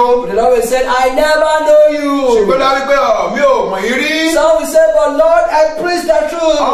Olúwa ṣùgbọ́n mo máa wàásù òtítọ́. But the Lord will say, no, I never know you. Ṣùgbọ́n Olúwa wípé rárá mi ò mọ̀. Some will say, but Lord, I help a lot of people. Ọ̀pọ̀lọpọ̀ pé Olúwa ṣùgbọ́n mo máa ràn ọ̀pọ̀lọpọ̀ ènìyàn lọ́wọ́. The Lord will say, no, I never know you. Ṣùgbọ́n Olúwa wípé rárá mi ò mọ̀ yín rí. Some will say, but Lord, I have wrote out many books. Ọ̀pọ̀lọpọ̀ ìwé ni mo ti kọ síta. I have published many cases and books. Ọ̀pọ̀lọpọ̀ ìwé àti kẹ́sẹ̀tì ni mo ti kọ síta. But the Lord will say, no, I never know you. Ṣùgbọ́n Olúwa wípé rárá mi ò mọ̀ yín rí. Many shall say, Lord, I help people. Ọ̀pọ̀lọpọ̀ pé Olúwa mú ọ̀rọ̀ àwọn ènìyàn lọ́wọ́. Many shall say good things about themselves. Ọ̀pọ̀lọpọ̀ máa sọ tó dá nípa ara But wọn. the Lord shall tell them, I never know you. Ṣùgbọ́n Olúwa wípé pé mi ò mọ̀ yín rí.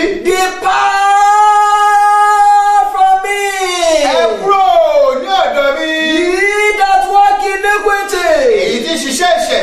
That is the voice of wrath awaiting all the unfaithful servants of God. Èyí ni ohùn ìbínú ni tó ń dúró de gbogbo àwọn ìránṣẹ́ Ọlọ́run. That is the voice, a pending voice of wrath are waiting.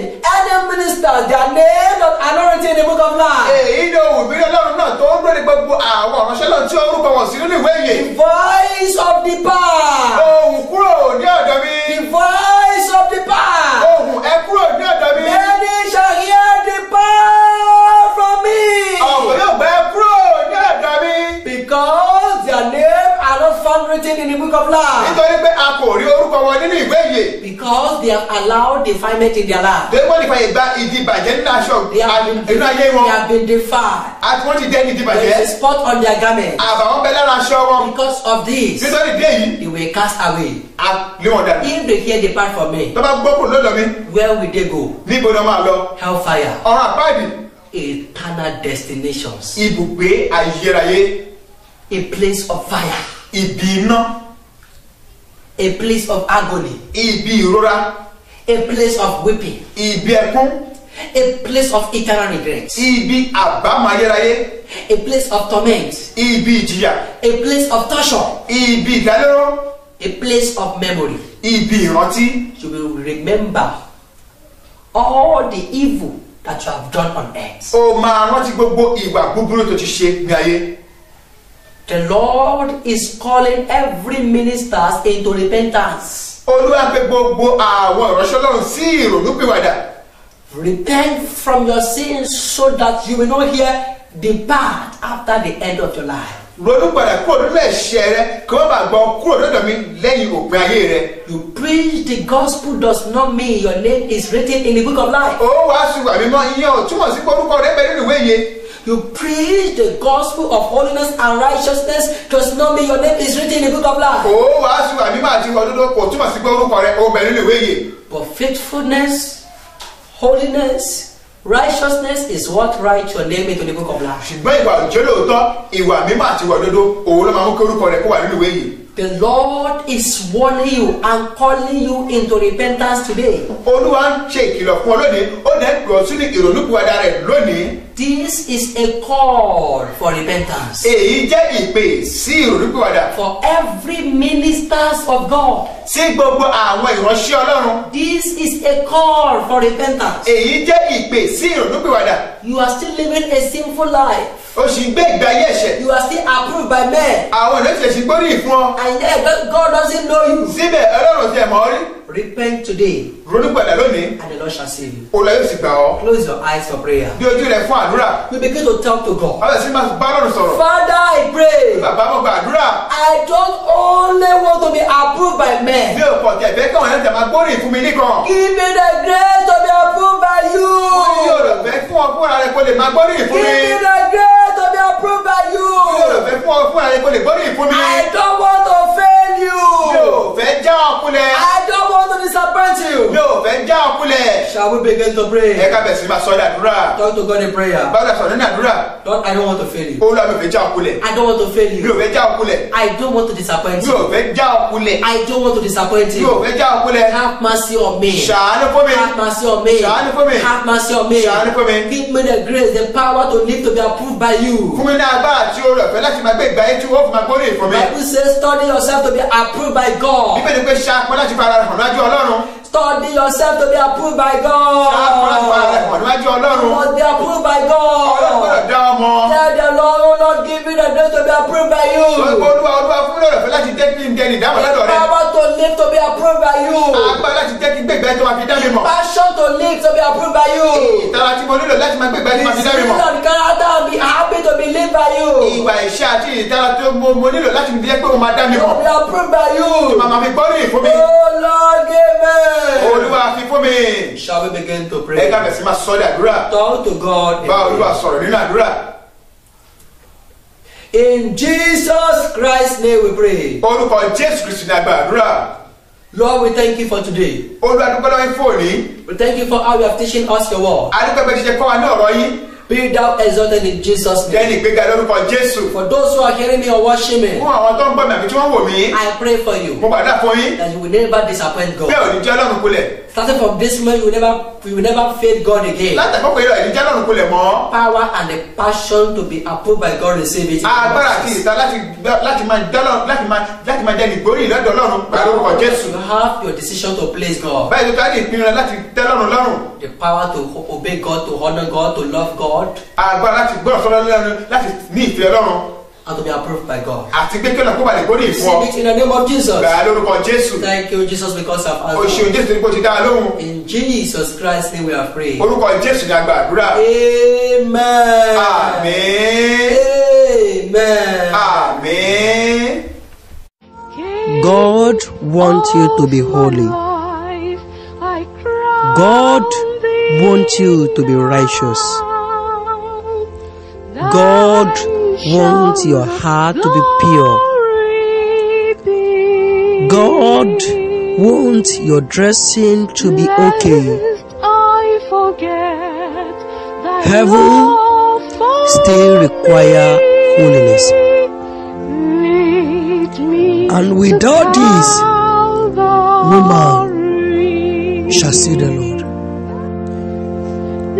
Very soon, the trumpet will sound, and the saints will be removed from this world.